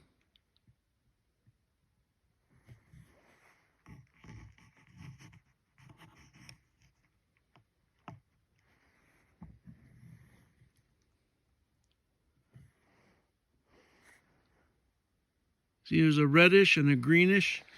I think I'll hit them with my laser. I feel confident they're not human.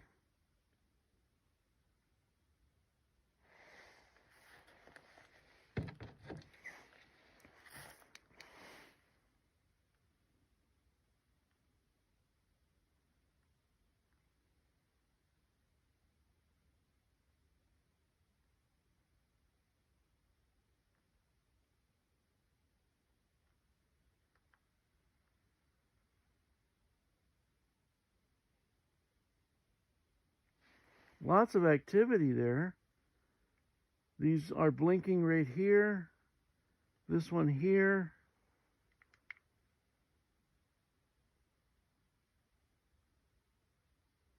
Maybe the ships are coming out now.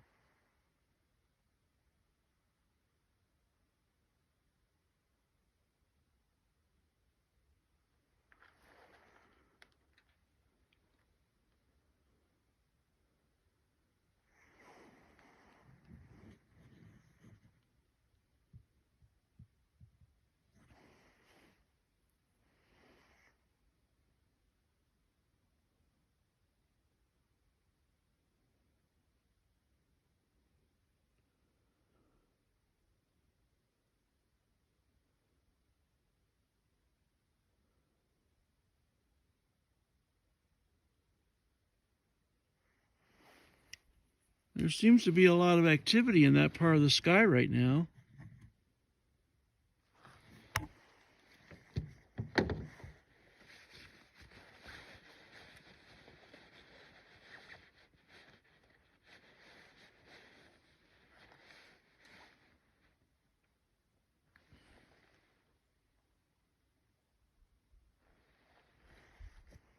What do you guys think?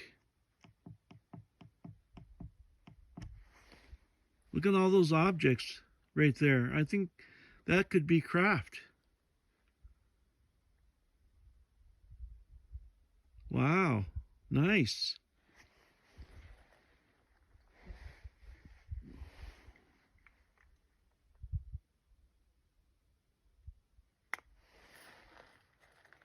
You see all those blinking objects, guys?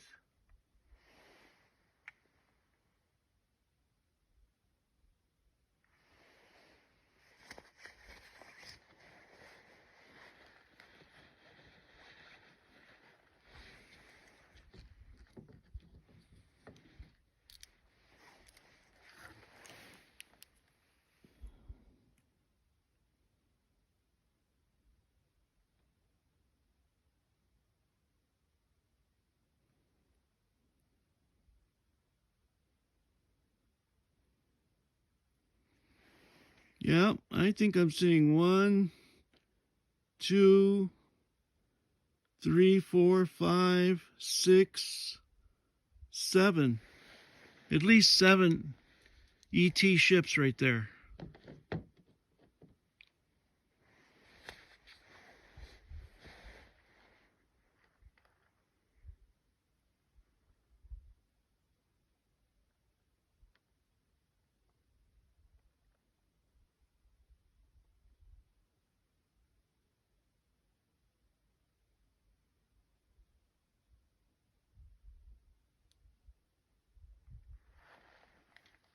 Let's just observe them for a little bit, see what they're doing.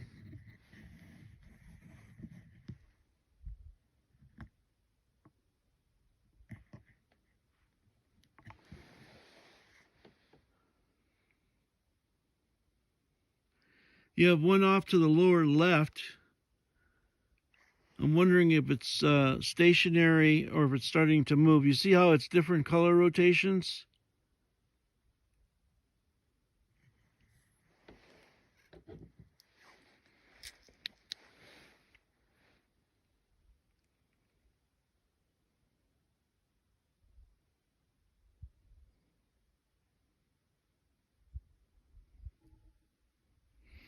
I think these are all strong possibilities of alien craft.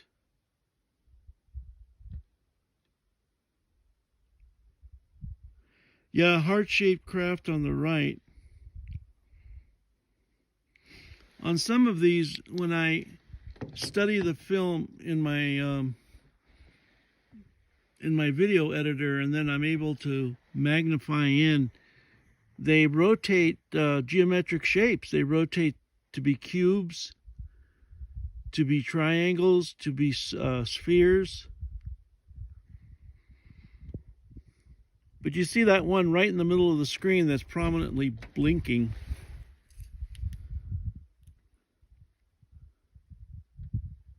Right there. Here's another one. There's another one.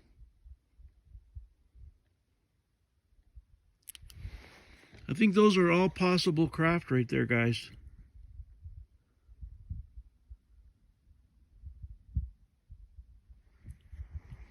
Just project love and intent, even though you're looking at them digitally. Quantum entanglement is instantaneous. And I've been doing this since really since about 2017, 2018, and I've had so many different variations of phenomena with people and these objects. There was one physician that I worked with for quite a while, and took him out to look at craft. And it's hard to explain, but they were actually listening to my conversation with him about them. And I know that's a tough thing to believe, but in the evidence that I have, it was fairly clear that that's what was going on. So in my filming, I believe I have at least interacted with 5 different ET civilizations at some level.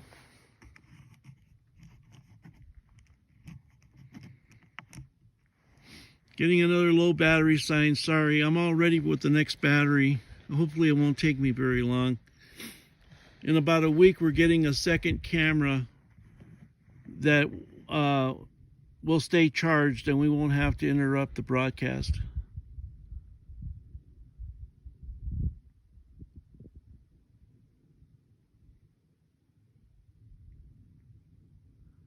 Oh, look at that.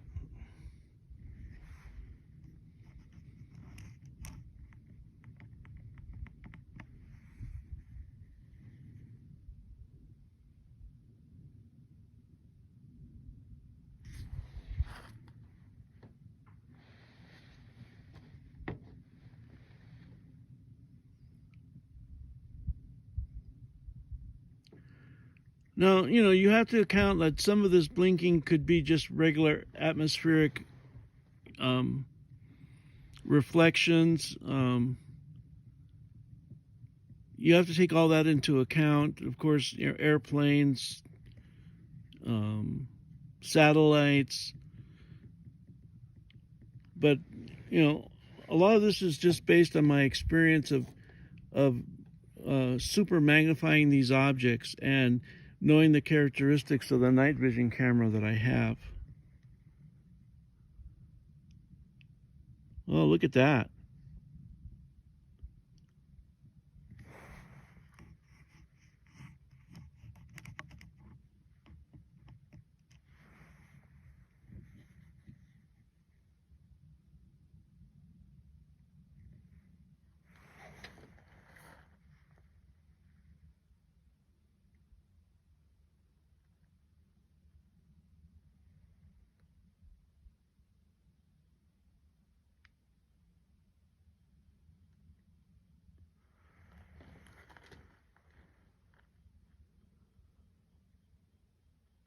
Devil's Canyon? No, this is Chaco Canyon, looking towards the direction of Fajada Butte in central New Mexico.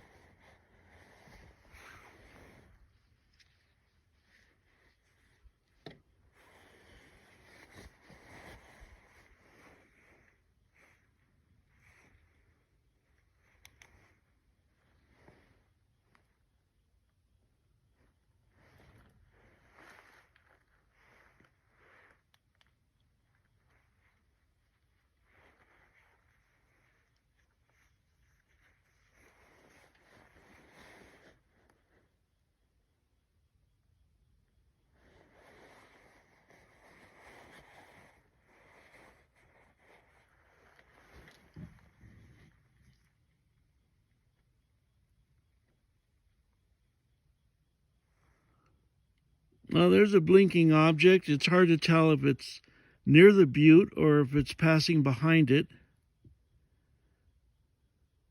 But I'm still looking for the event where, because I've seen it at another location where craft goes on top of the butte and actually disappears with inside.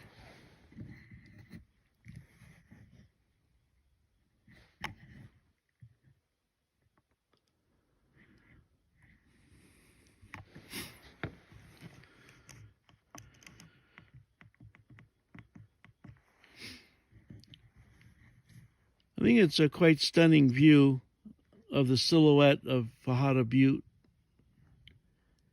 You see all these different blinking objects. Are they planes? Are they stars? Or are they actually extraterrestrial ships?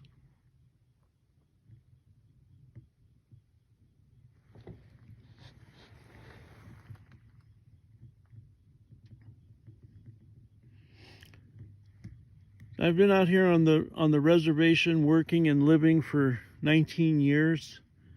It's just such a wonderful experience to be with Native peoples. There's really no politics that are talked about, no differences of any kind. Everyone's accepted from outside or inside the reservation. It's just a very peaceful way to live.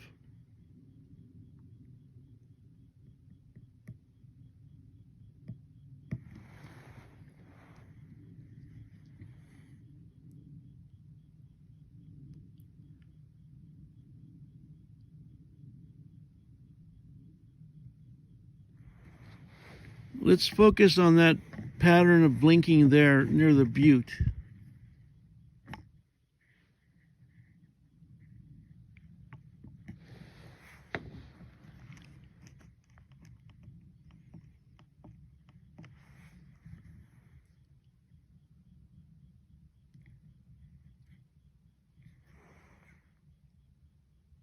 Now, let's see if that reddish object passes behind the butte. So we're about 2 miles from the butte. Not far at all.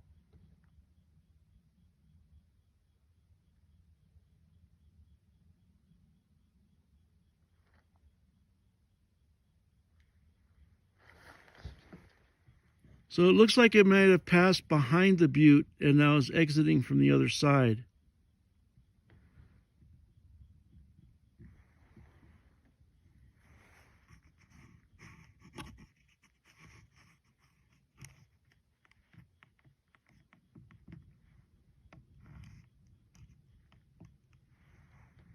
We'll just watch it a little bit.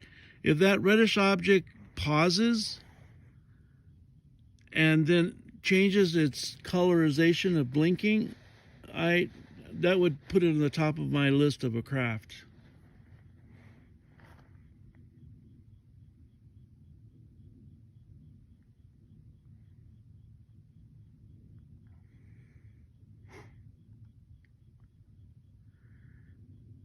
Thank you, Jackie, again for liking the live. I've noticed you've seen a lot of my videos. Thank you so much. I appreciate your interest.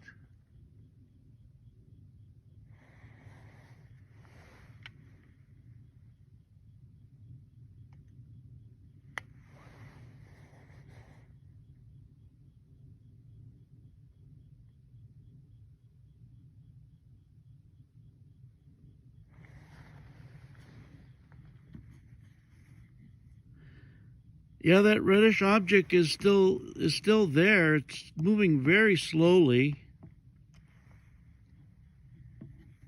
There's 2 of them now.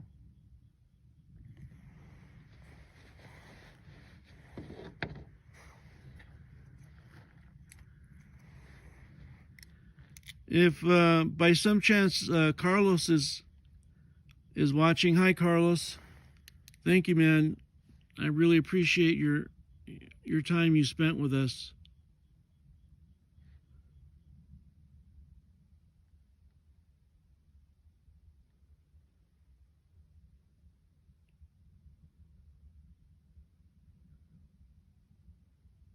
You see how that one reacted a little bit? This guy right here to the laser. You see that?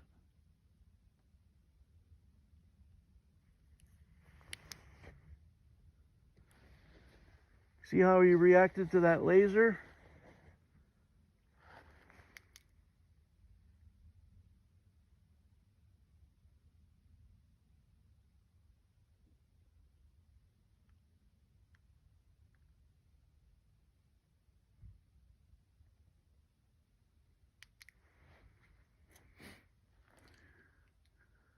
Yeah, I'm glad I have non-visible lasers, because I think those rangers behind me might be a little bit more inquisitive if they saw a green laser flashing through the sky. But the ones that I'm using, you just can't see anything. You can't see them at all. I'm sorry.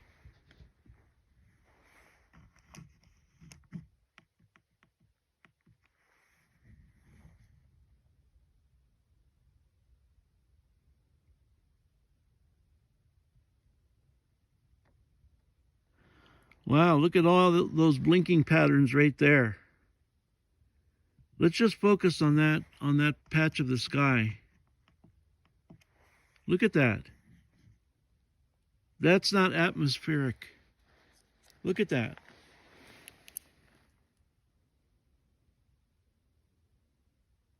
These are all very good candidates for craft. Look at all these. That's not normal atmospheric conditions here. Look at all these. And planes wouldn't fly so close together or be stationary.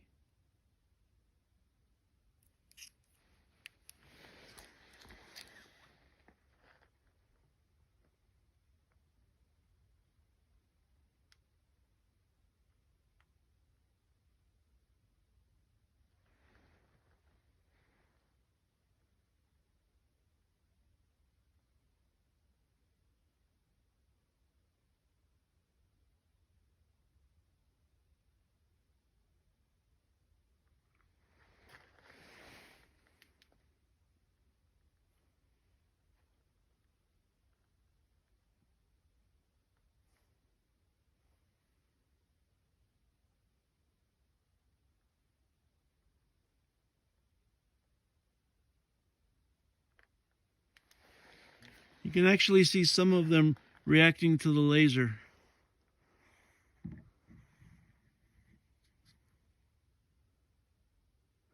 Yeah, they could say high-end groups. That's what happened before. It seems to be some kind of codex pattern when they arrive in groups, and some of the times they respond by the amount of people that are actually watching online. It's kind of it was told to me, the term is called density consciousness. That the more awareness that's brought to bear on them, the more that they'll respond in groups. So that's why this is of interest to me, because I'm guessing I have probably several thousand people now watching online. And so what you may be seeing is a group response of them to you guys that are watching online. And I think that's what was one of my goals initially, is to create a group consciousness online live, and have you guys project your awareness and your intensity to them online, and see if they respond. And this could be a response right here to the several thousand of people I have online watching this right now. I kind of see it as like sky crop circles.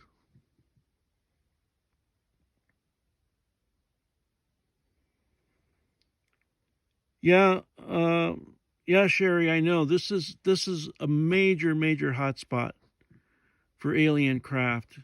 Chaco Canyon. Oh my gosh. Oh my gosh. And this is the second time I've been here actually looking for craft.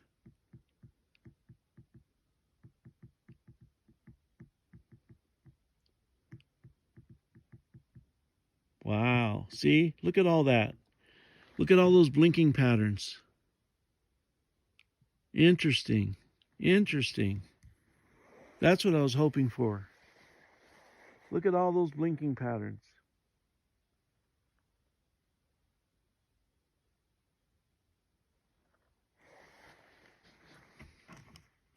Well, thank you guys for being here with me. It makes it really nice to be able to share this with you, and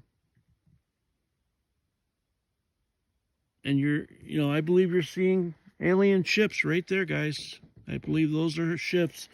If you were standing here next to me, you would see nothing in the sky. Nothing. Complete blackness.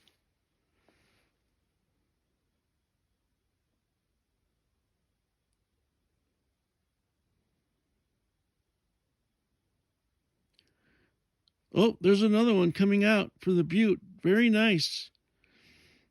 This is Roger Ray of Native UFO, and I'm out here in Chaco Canyon culture, and there are ships starting to appear just right of Fajada Butte.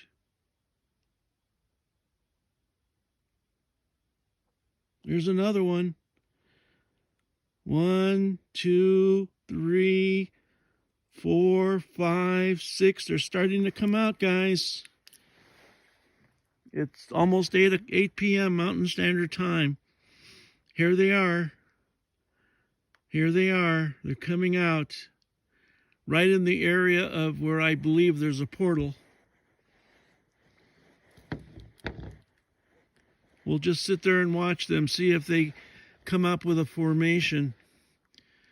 Now, at one time, this was several years back now, I had an array of ships show up in front of a friend of mine and I in the Navajo forest, and before us, as a blackboard, created the constellation Orion. And it's like, why did they do that? Are they telling us that's where they're from? Oh, look, there's another one coming out of the butte. Did you see that one? Oh, it's getting exciting now. It's getting exciting. See this one? It just came out. One there, and they're moving left to right. There's another one there, another one there. Oh, you guys are getting a treat. Right there, right there. Down there. Nice.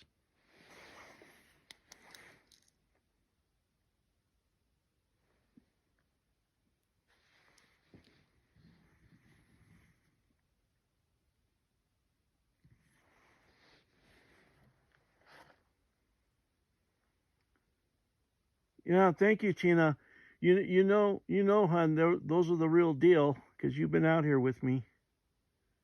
They're starting to come out big time.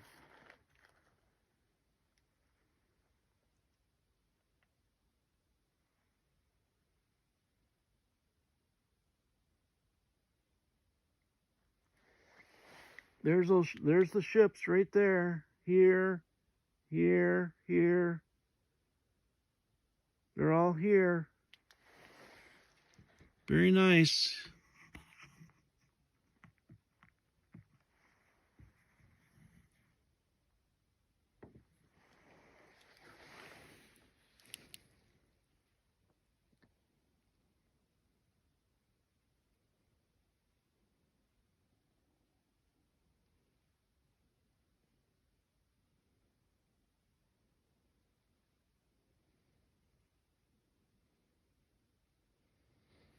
And some of them are reacting to my laser. This is what I wanted to bring you guys, and it's happening, so I'm very happy. I'm very happy.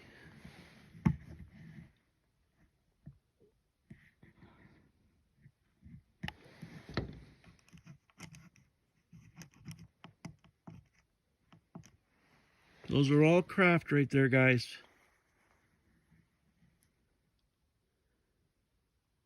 The rotating colors, their blinking patterns are erratic. They're not like airplanes. They're stationary.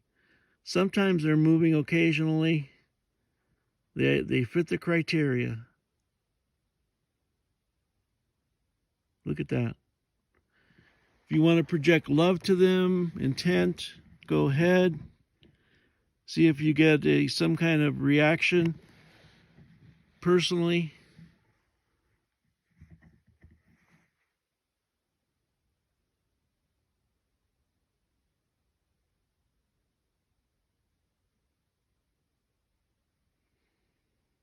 It's kind of eerie to have them right next to a prominent feature in Chaco Canyon, but this is the effect that I was hoping to bring you.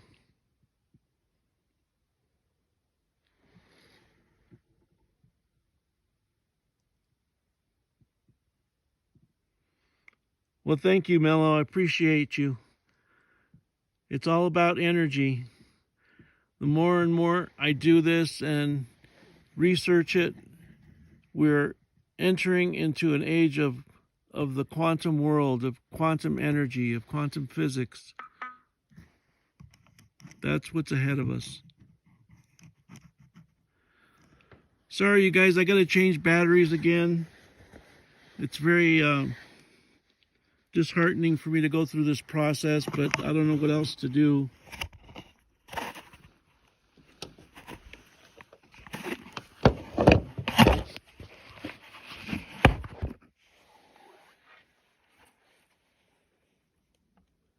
I'm changing out the battery. Give me about 2 minutes or less.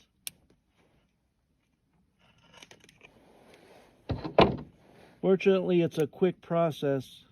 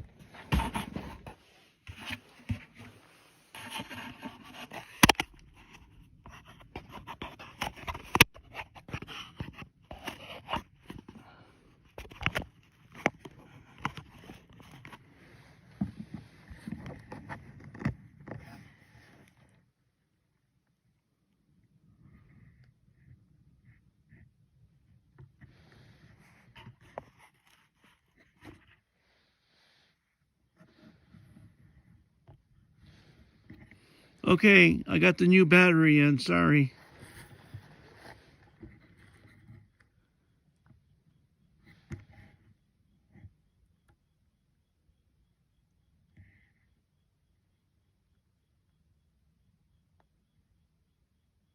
There's those blinking objects.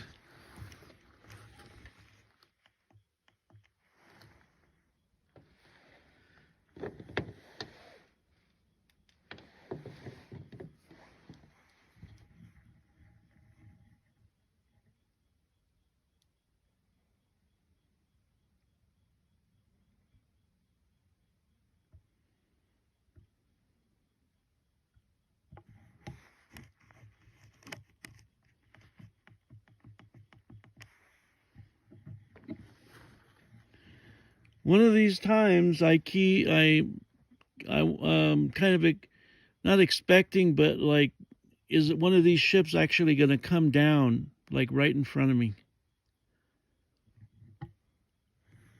That would be a mind blower.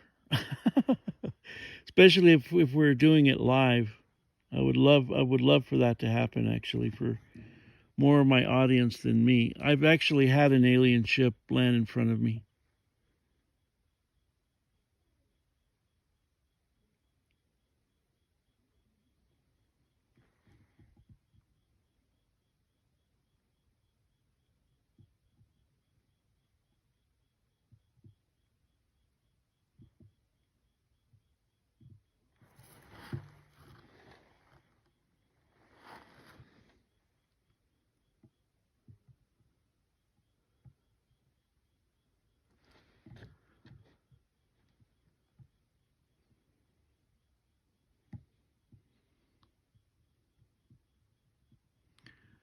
That's back to that blinking field of lights in here.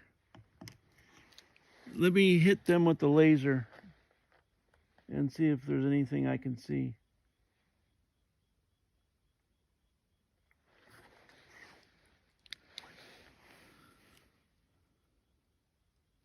I really like these two objects right here.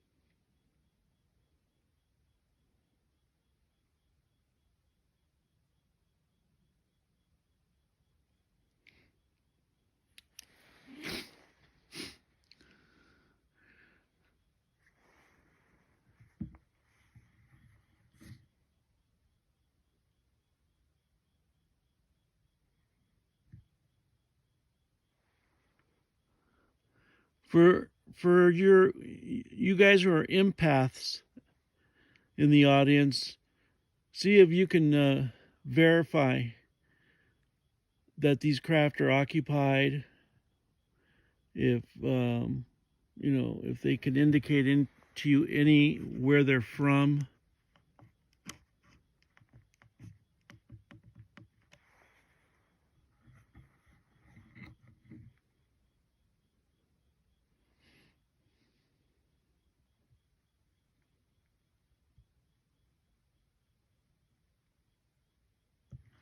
There's a few blinking objects right there. Again, there's nothing optically that I can see in front of me.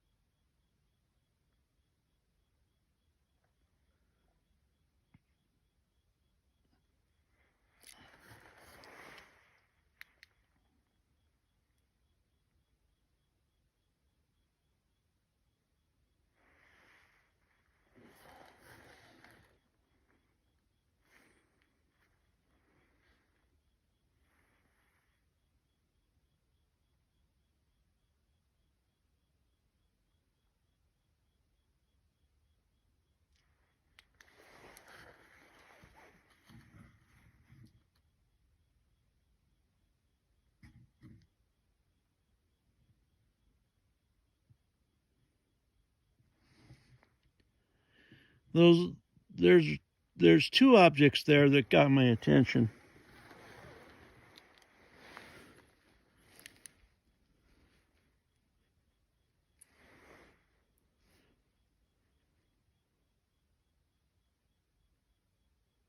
Right there and right there.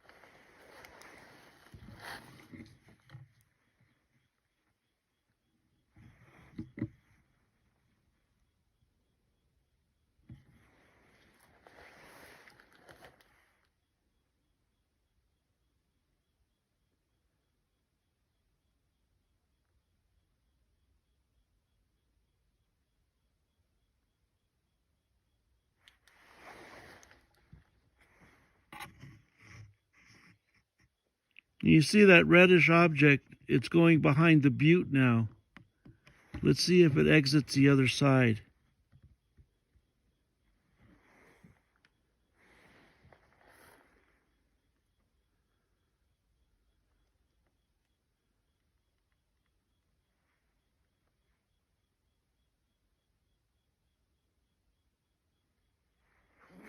Let's just wait for it to come out to the right of the butte. Give us an idea.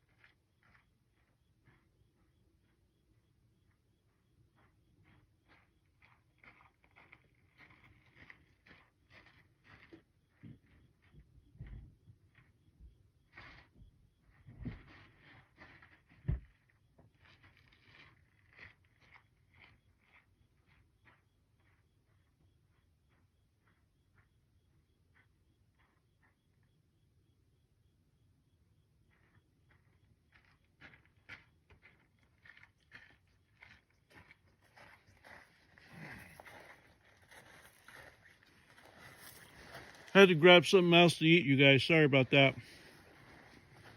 Let me kind of swing over here to the right a little bit. A lot of blinking patterns right there.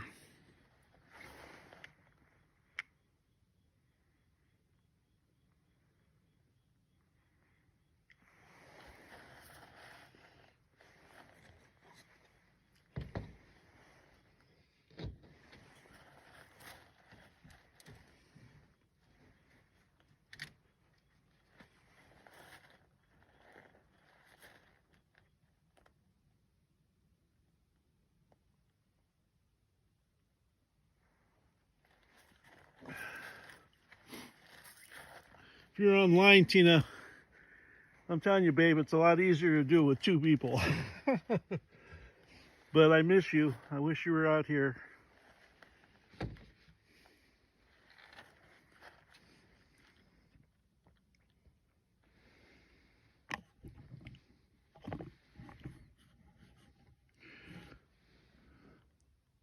Hi, Amanda. We're at Chaco Canyon. Very historic, very meaningful place for the indigenous here in the Southwest.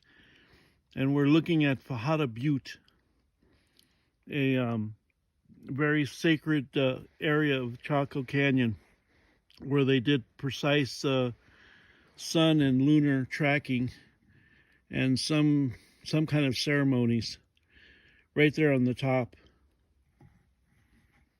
So in last week sometime, Tina and I were out here and got, there's a little falling star there, where we saw just a multitude of extraterrestrial ships here, and they formed a portal. They formed a portal right of ships right as where you're looking, right to the right of the butte, right in that patch of sky.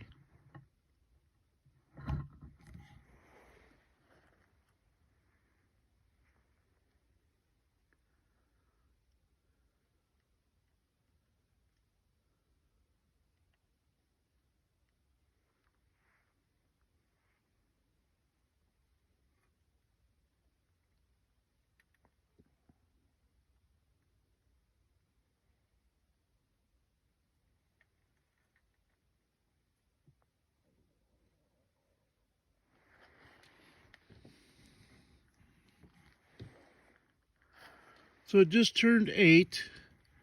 My intention is to be out here for a while, see if I can even get a glimpse of the northern lights. Right now the Earth is being bombarded by proton plasma fields, and I believe it's actually changing our DNA. Is this the ascension that the UFO community has been talking about?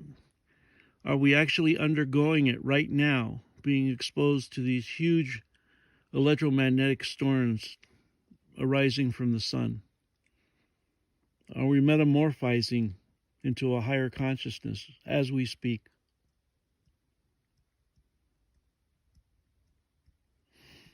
That was another motivation factor for coming out here. What a place to be if in fact that's what's going on right now with us. If we're being upgraded. Because I'm sure we sure need to be.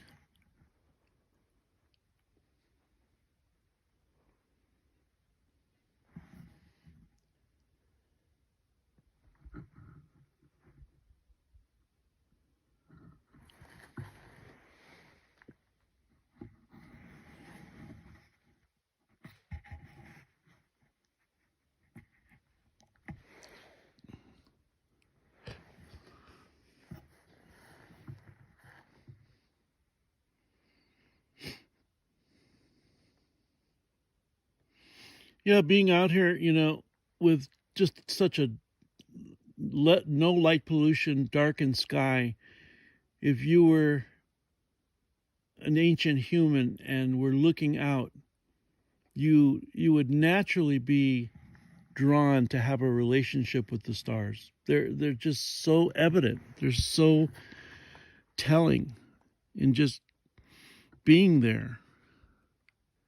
It would want you to be more in touch with nature.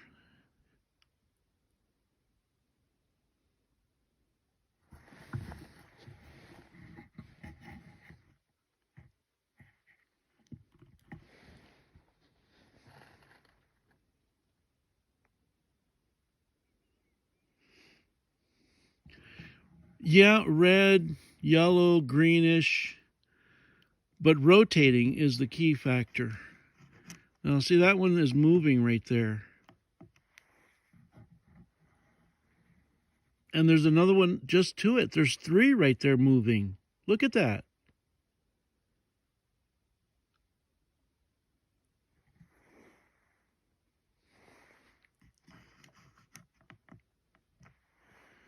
This is Roger Ray of Native UFO.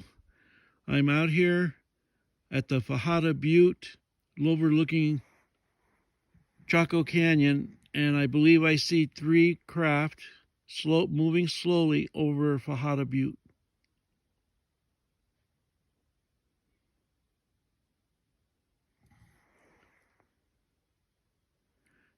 This is New Mexico, where Chaco Canyon is.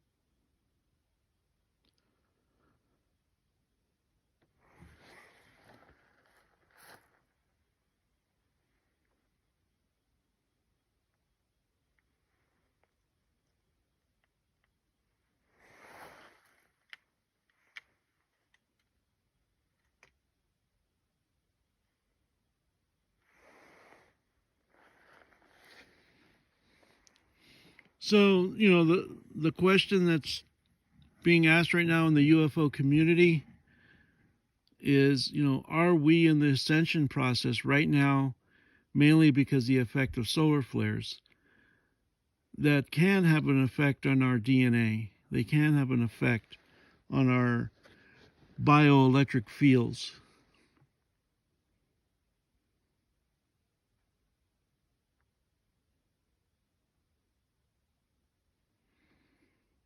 But you see, I believe those are possibly 2 craft there moving in unison.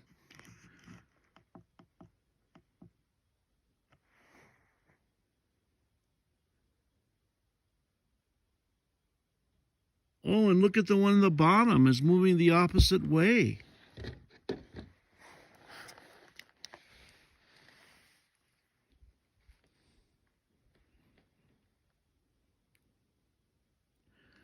you've got a ship moving right to left, and these two slowly moving the opposite direction.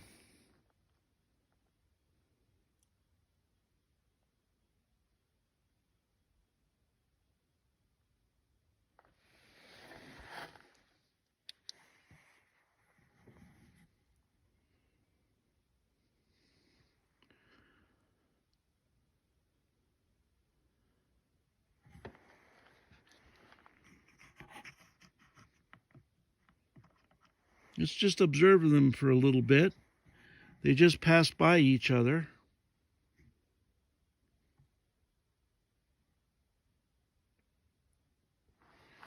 So, yeah, this is kind of illustrating what my conjecture was that Chaco Canyon is like a kind of hub, like a kind of freeway in the sky hub for alien craft.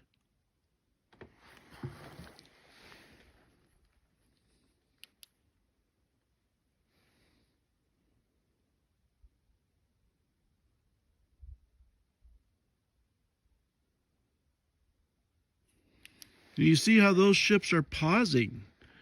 They're pausing and blinking. So those aren't airplanes. They're not helicopters. You can't hear anything.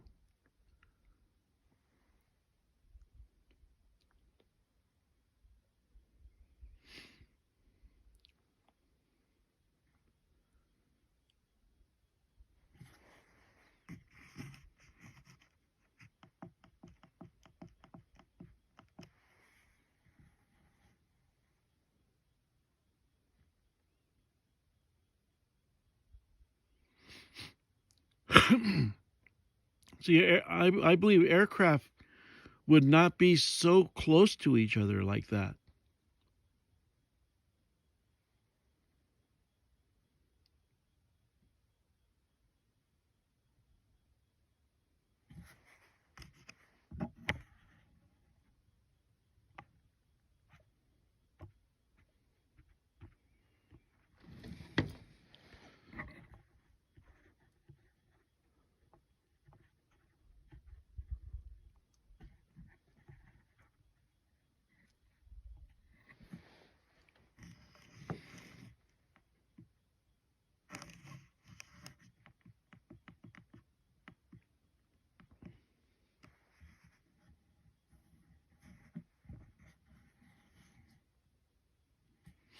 So now you've got three blinking objects. One became stationary. This one over here. This one has continued to blink and slightly move. And there's another mover right here.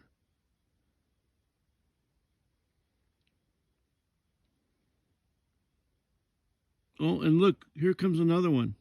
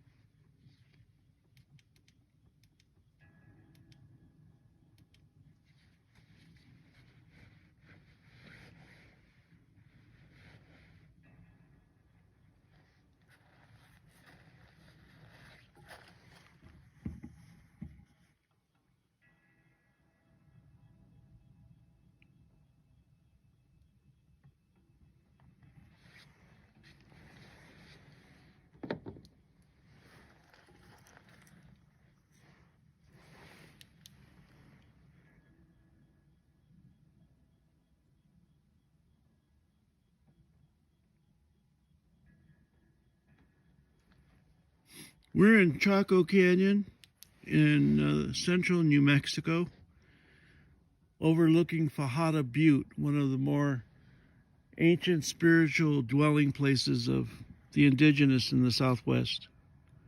And I believe it to be a hub of alien activity. And I believe what you're seeing now is a number of blinking alien ships adjacent to it.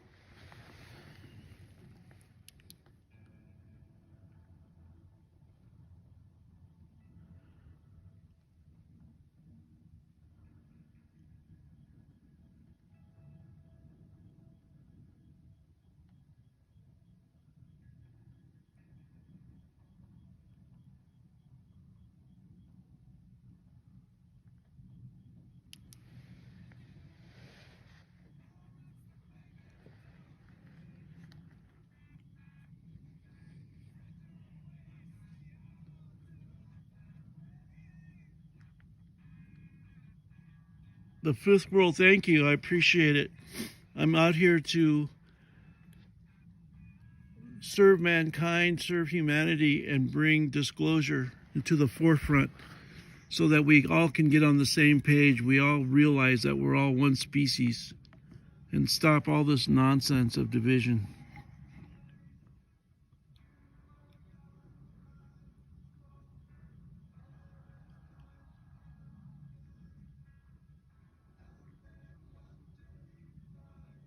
All those blinking lights, I think you cannot just attribute to atmospheric conditions.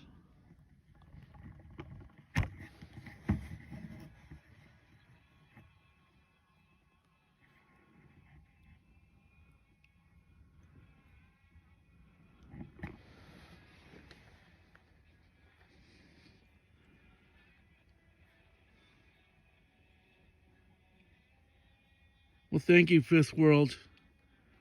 We need to come together as one species and love one another and take care of one another.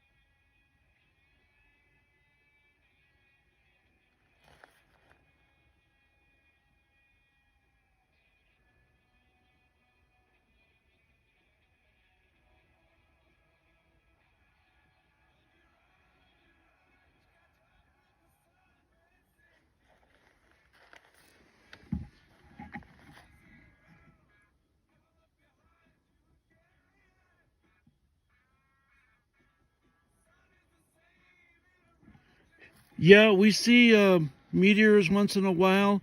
We've also seen craft come up out of the ground, up into the sky.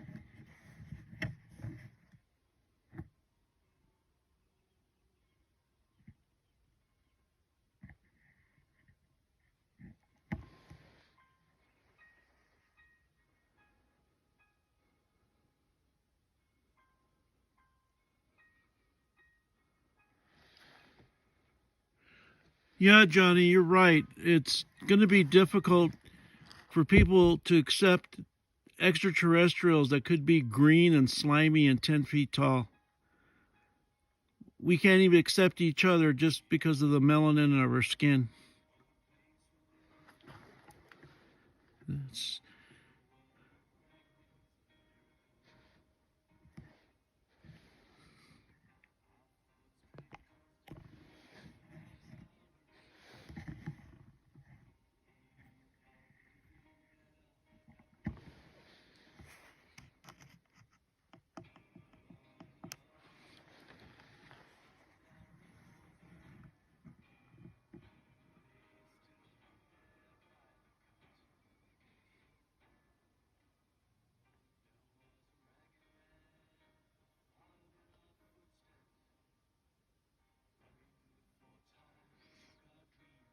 good night, Tolko. Thank you for being here. You've seen a number of my lives. It's nice to have people returning.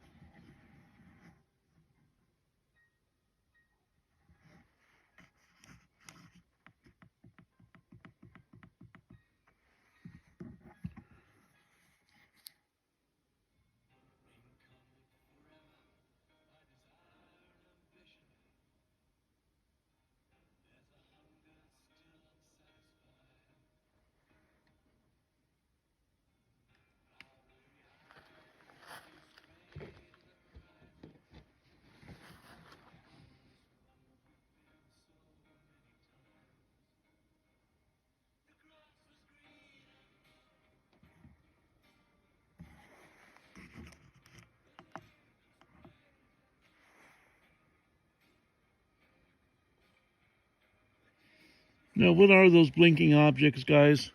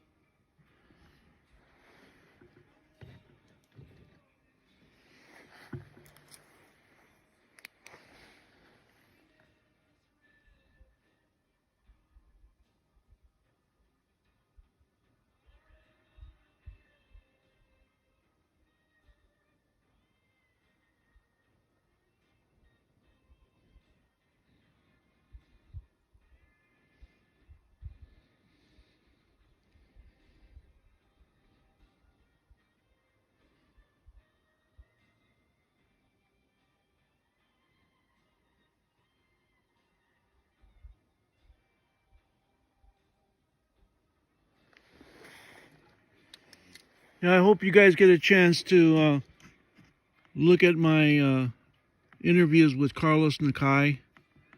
Epic.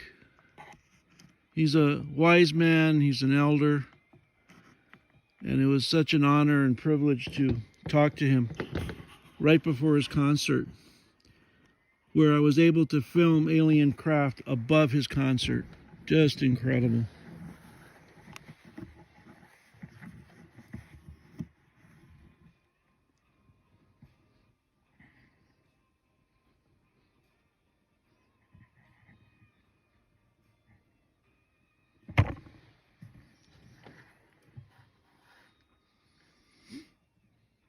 So I believe there on your screen you're seeing a number of good candidates for alien craft. The blinking ones kind of in the central middle, one off to the lower left.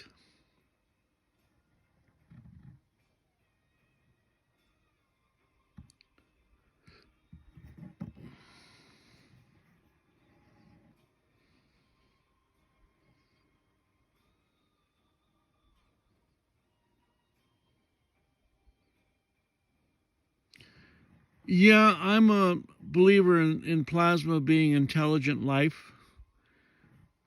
It makes up 99% of the universe. So, which really begs the question, which I asked myself years ago, at what level of complexity does consciousness arise? Does it arise out of a flower? I think so. Do dogs have consciousness? Of course they do. So it really makes us ponder, our one of our main limiting factors about how we evaluate reality, which is anthropomorphic. We always have to relate it somehow to our experience of being human, where there could be consciousness and living that has nothing, not even close to anything we know about it taking on a human life form. Just because it, doesn't have fingers and hair and whatever, that doesn't mean that it's not alive. There are so many possible different versions of consciousness that we have to become attuned to.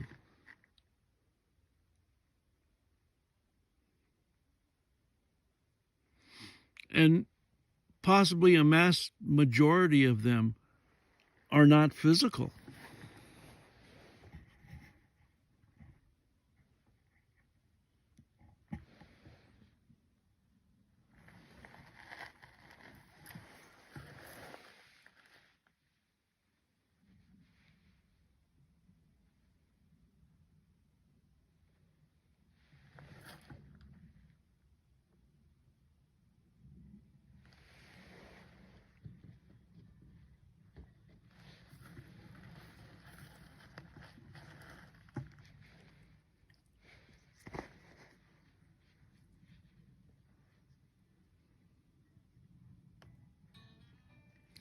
Yeah, I know this low battery thing's starting to bother me.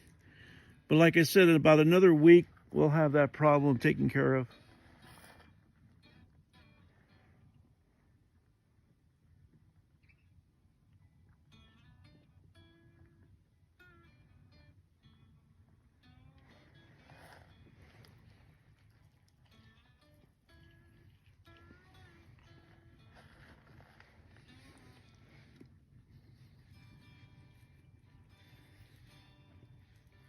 What's really cool is having Starlink Mini on the roof. Man, it really opens up possibilities. Putting it in your backpack to walk the top of the plateau, or to be in a place like this where I have no cell coverage out here, none.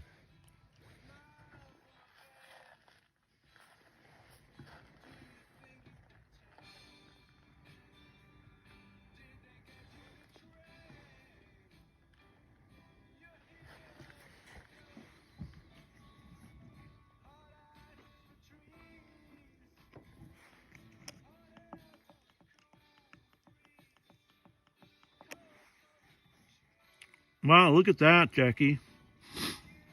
That's cool. Look at that. Those are ships, man. Look at that concentration of blinking lights.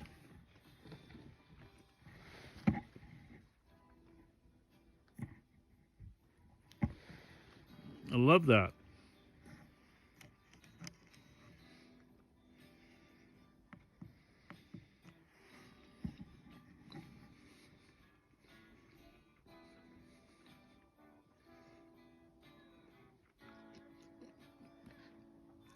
Yeah, the colors are pretty. And they're all in a group there.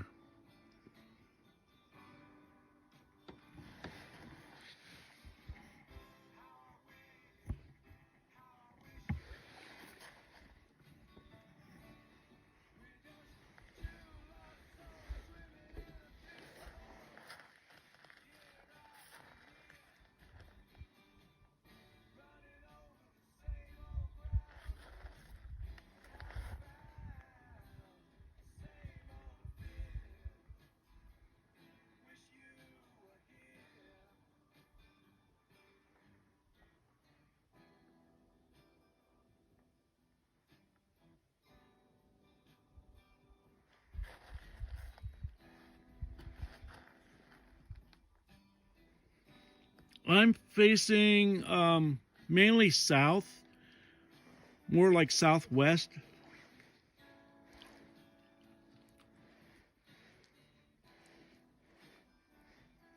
Oh, look at that one that entered in from the right. That's a pretty prominent blinker. And he's slow moving, stationary. I think that could be a craft as well.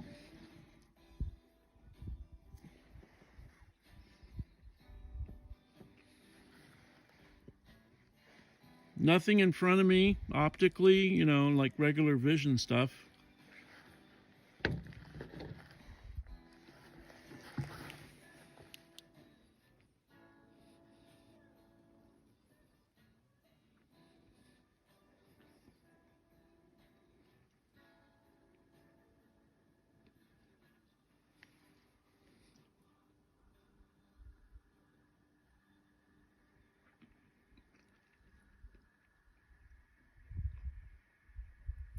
See, that guy on the right, he just kind of scooted into the picture. And now he's stationary. I think that's a craft.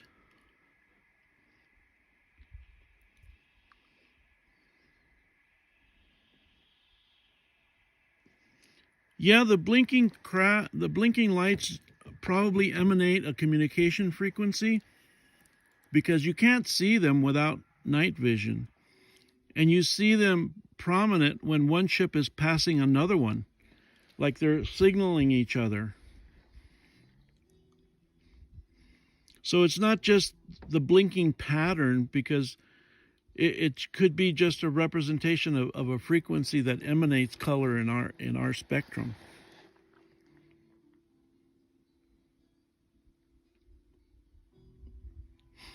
Oh wow, there's another whole patch of blinking lights there.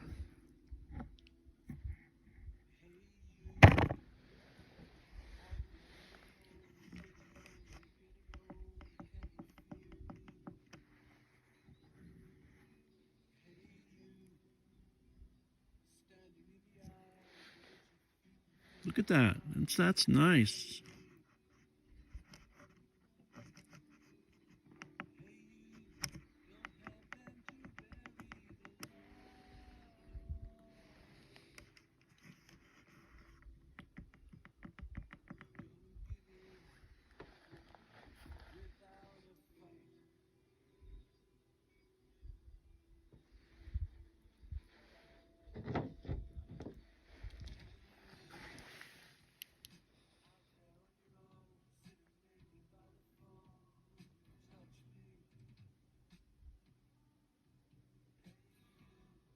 Oh, it responded.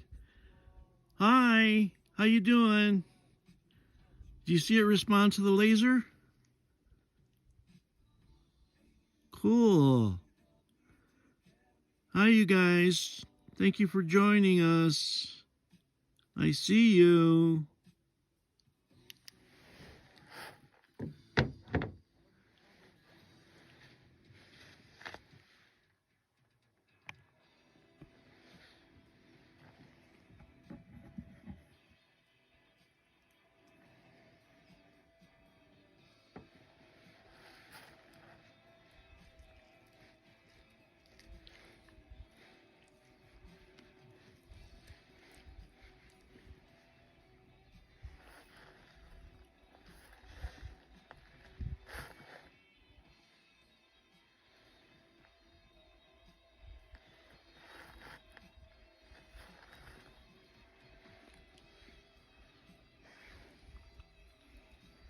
Yeah, you saw it. It moved in to our field of view and then just became stationary. That's highly suspect. And there's another blinker just lower of it that just came into view.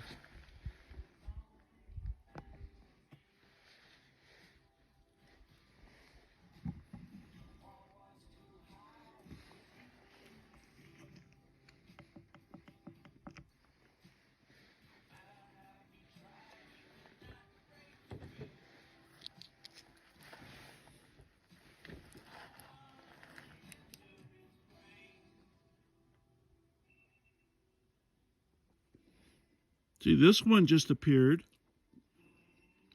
and it's right below the one we've been looking at.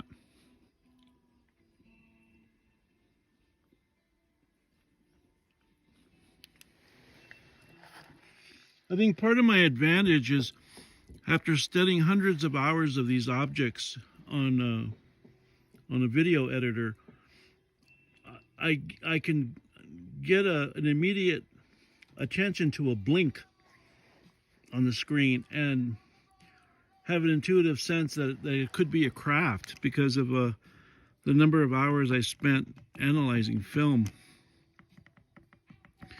And you have to remember, you know, my main profession is a medical imager.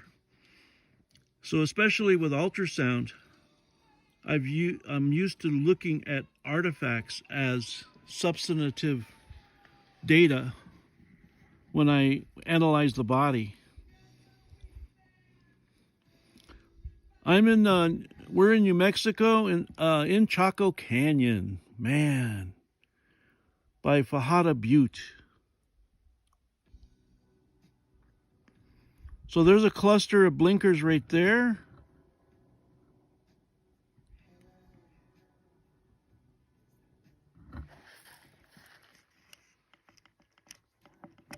Beautiful, how pretty they are.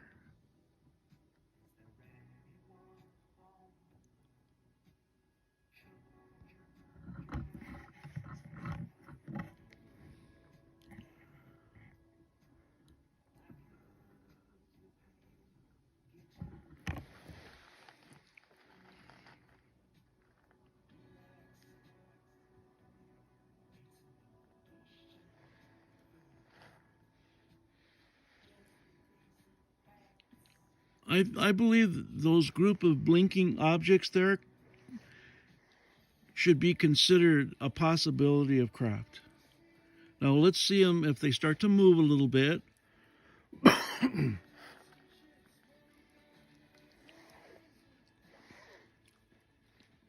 See if they actually react to your thinking patterns at home. Try and reach out to one in particular and see if that one responds to your thinking process.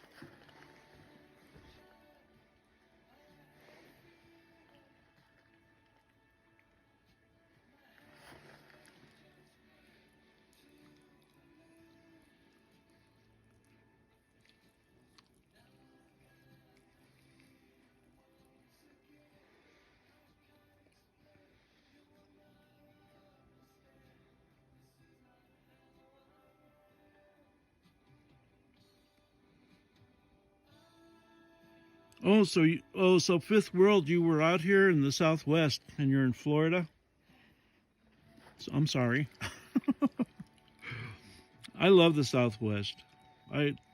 There's so many things here that the the magic of it, the history, the people here are so laid back. You know, paying attention to what's important, which is, you know, family and relationships and the land, not money, power. It's a waste of time.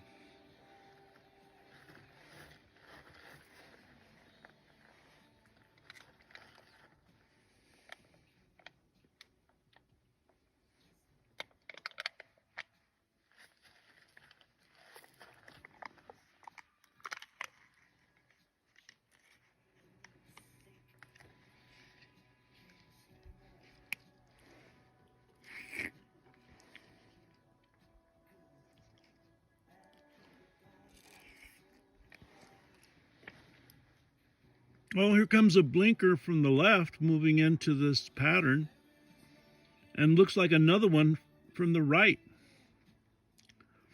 This is a good place to kind of look. Let's see what these blinking objects do.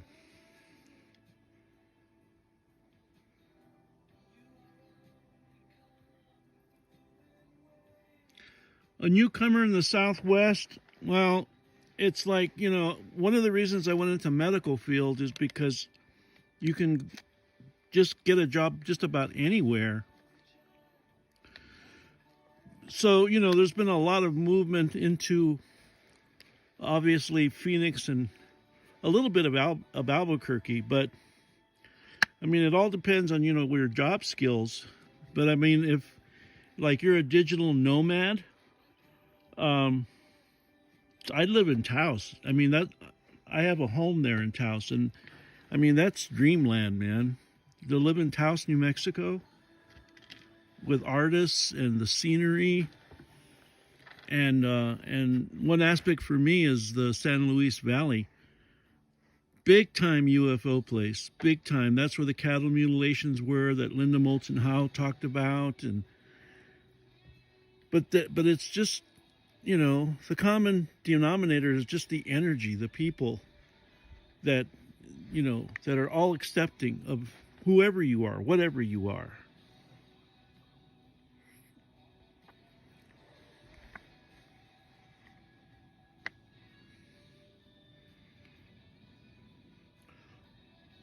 Oh, you're an art teacher. How cool. I love that. I belonged over the years to a number of art galleries for my digital artwork, and there was one of the coordinators who had on her desk, she had a ruler, and I always remember it says, "Art is the measure of a society."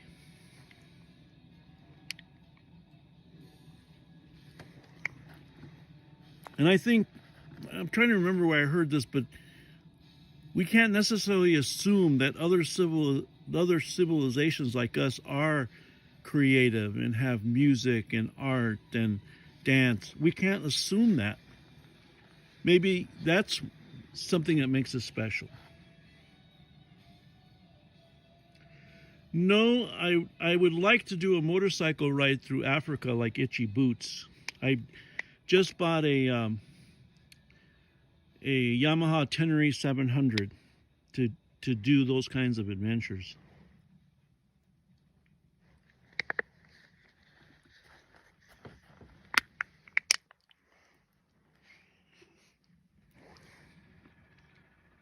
Now look at the amount of blinking lights now, guys, in that patch of the sky.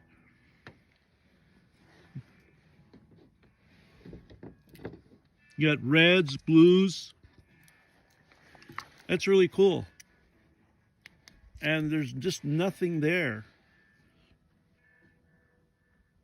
without night vision.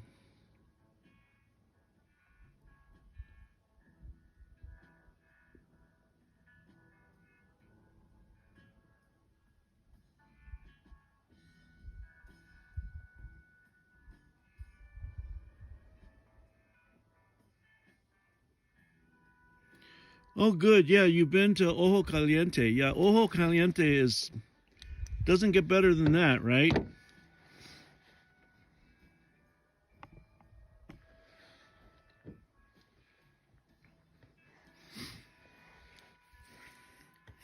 Yeah, if you teach art, you're probably an artist, and there's something about the quality of light of Taos that's just hard to describe.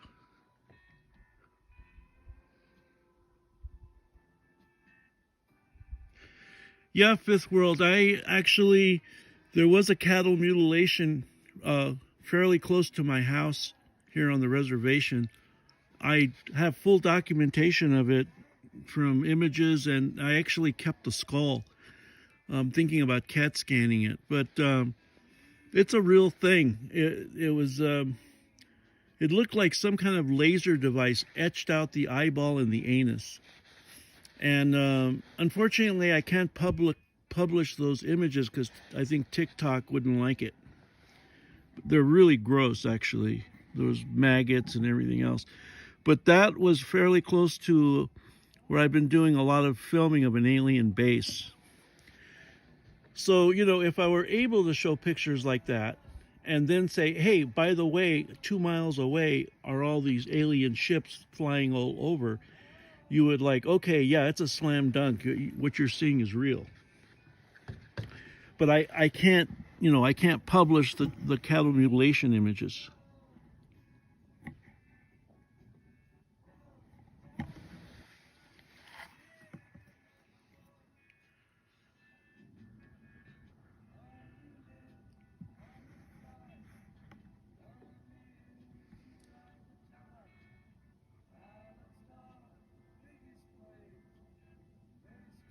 Yeah, lots of romantic types. I like that. It's kind of a mixture of artists and bohemians. And then in Taos, we there's a lot of people that come through on a spiritual journey. We call them the Lost Boys. They end up living out of town in an area. I think there's a documentary about it, like this, just people just out of nowhere coming together and just saying, I'm tired of city life and I want to live in the mountains and live a simple existence.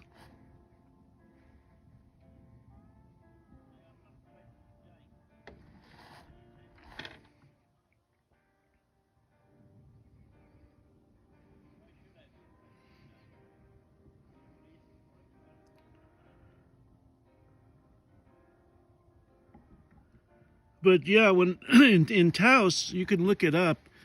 It was a couple of years ago. There was these two hunters, local hunters in Taos, and it was fairly close to my home on the other side of Gorge Bridge. And they were back there, and they as they drove around a corner, I think it was called Cerro, Cerr Mountain, Cerro Mountain, Cerro Mountain. There was a mothership on the ground. And these guys are not UFO guys, and they thought it was a movie set. And they saw it, and beings came out of the ship, and they're like, they couldn't believe what they were seeing. So Taos is, at the southern end of the San Luis Valley, which you've had a lot of activity there over the years for alien contact. That's where the cattle mutilation started, actually, at least in local time, like in the 70s and 80s with, I think it was Linda Moulton Howe that did the reporting.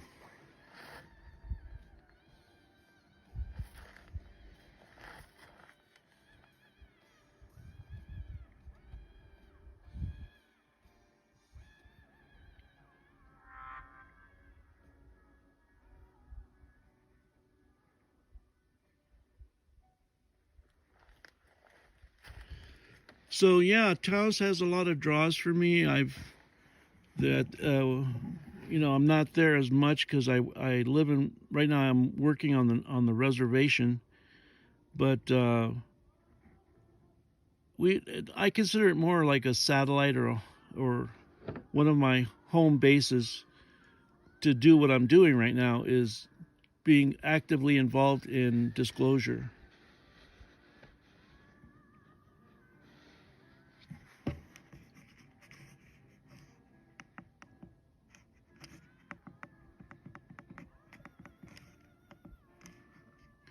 Oh yeah, you see that other one that popped up? Very prominent.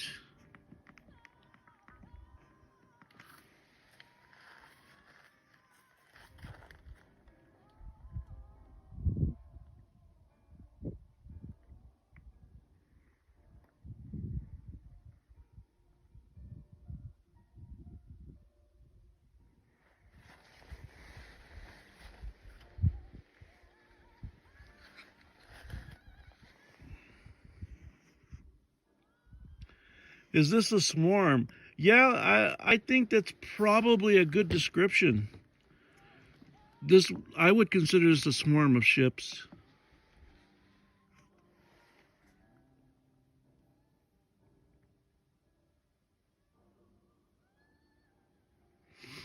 Yeah, there's some kind of signaling process, but it has to be, I believe, in the quantum field.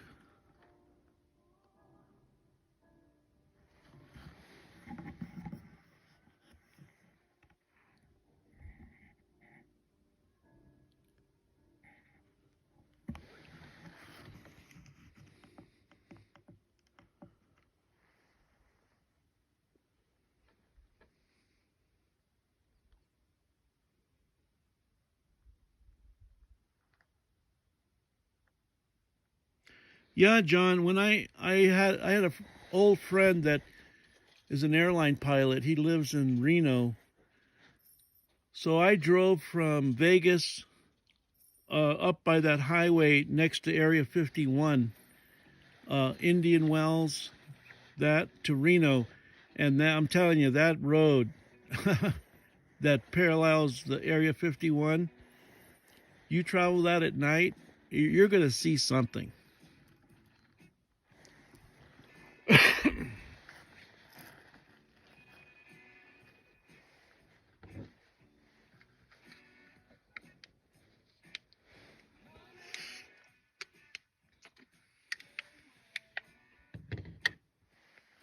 Yeah, it was kind of cool when I did that. A few years ago, I visited my friend there. And at that time, he was flying private jets for people. Really cool guy. And so he let me in the private jet with him. And it felt like being in a military aircraft. And I said, "So where's the missile button?" Because I want to go look for UFOs. He says, "Oh, stop it." I mean, I'd never do that, right? I'd never shoot a missile. It doesn't do anything anyway. Well, it was the idea of being with an airline pilot, and then at that time, him not being a pretty big believer. Now he is, because he's seen my videos. So he's kind of like, okay, whatever.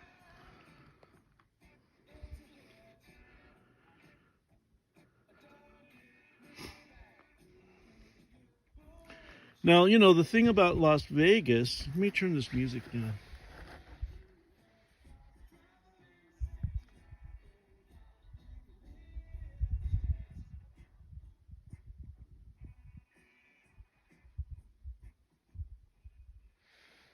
The thing about Las Vegas, is they had that incident where I believe a craft landed in somebody's backyard. And the occupants got out. One of them jumped on a tractor and tried to start it.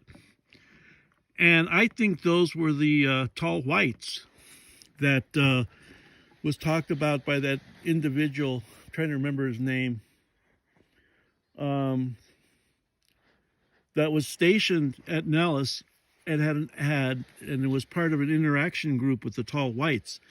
I think that's what those beings landed by mistake in the backyard in Vegas, and one of them booked it home. He actually ran down the street. You guys probably remember that. It was in the news. So the tall whites, I think, are a candidate for being the watchers. So we're back to, the Nephilim and and the Book of Enoch and all of that.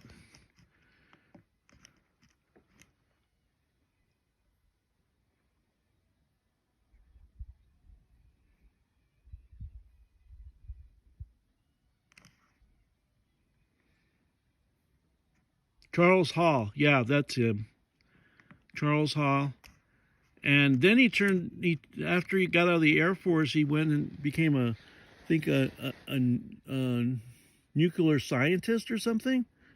So he has great cred with me. But it makes me highly suspicious of our government to possibly have had interactions with the fallen angels. That just doesn't sit right with me.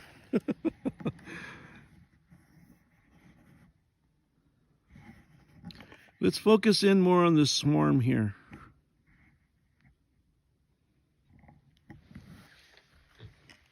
And then, yeah, then you're up in that area between Vegas and Reno on that road, and there's Pahrump, Nevada, you know, the guru himself, Art Bell, right? Remember him?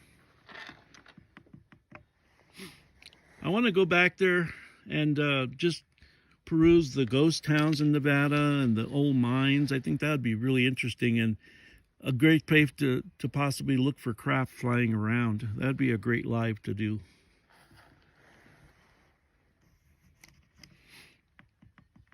I'm really looking forward, in one respect, to go back to Skinwalker Ranch, because when I first went, I was kind of new to videoing craft. And now with my experience, I think I can get some really good footage there. And mainly what I do is I just, you know, project this telepathy methodology that I perfected. And it seems to work.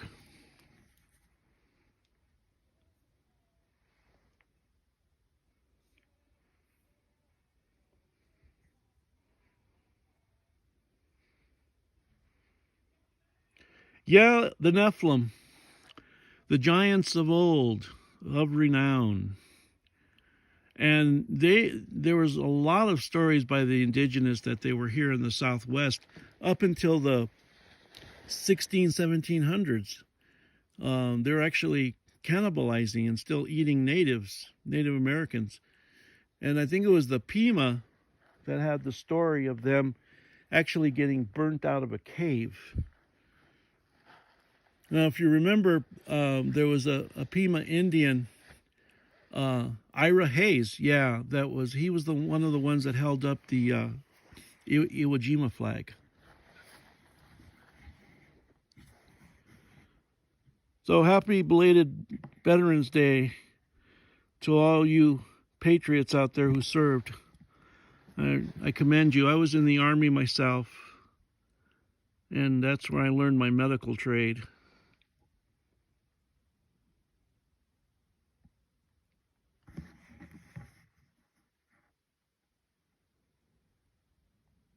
There's the butte.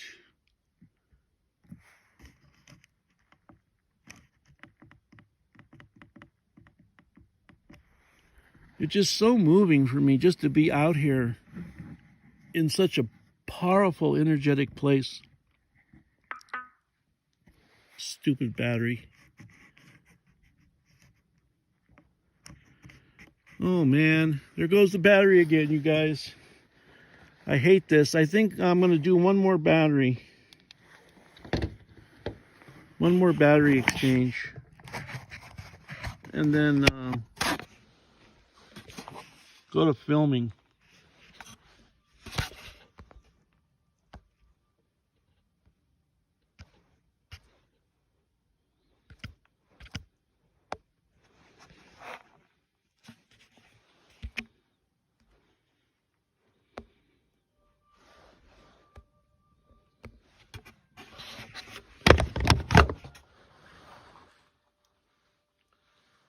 So I'm changing the battery out.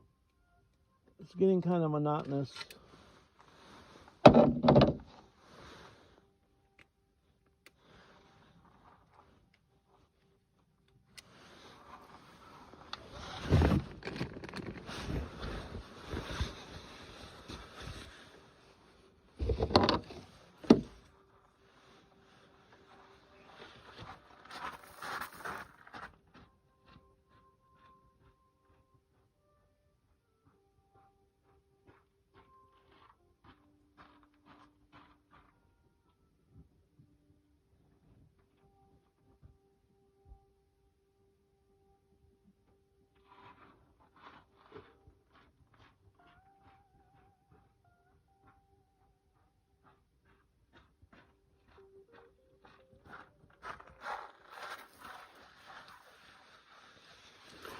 Still changing the battery out, you guys. I'm sorry.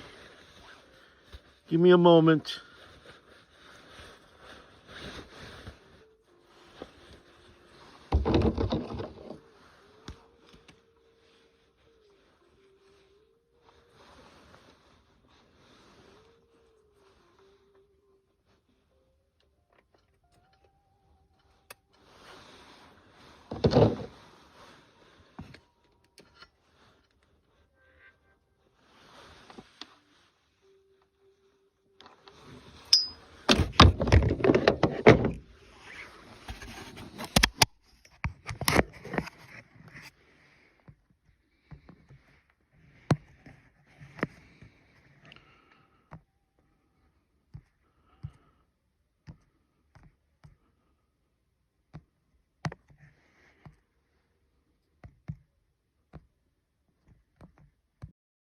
There you go.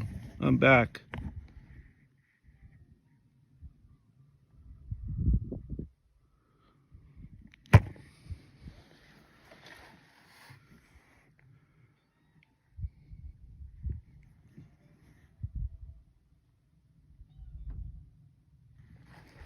All right, well, I think I've got maybe another 40 minutes of battery.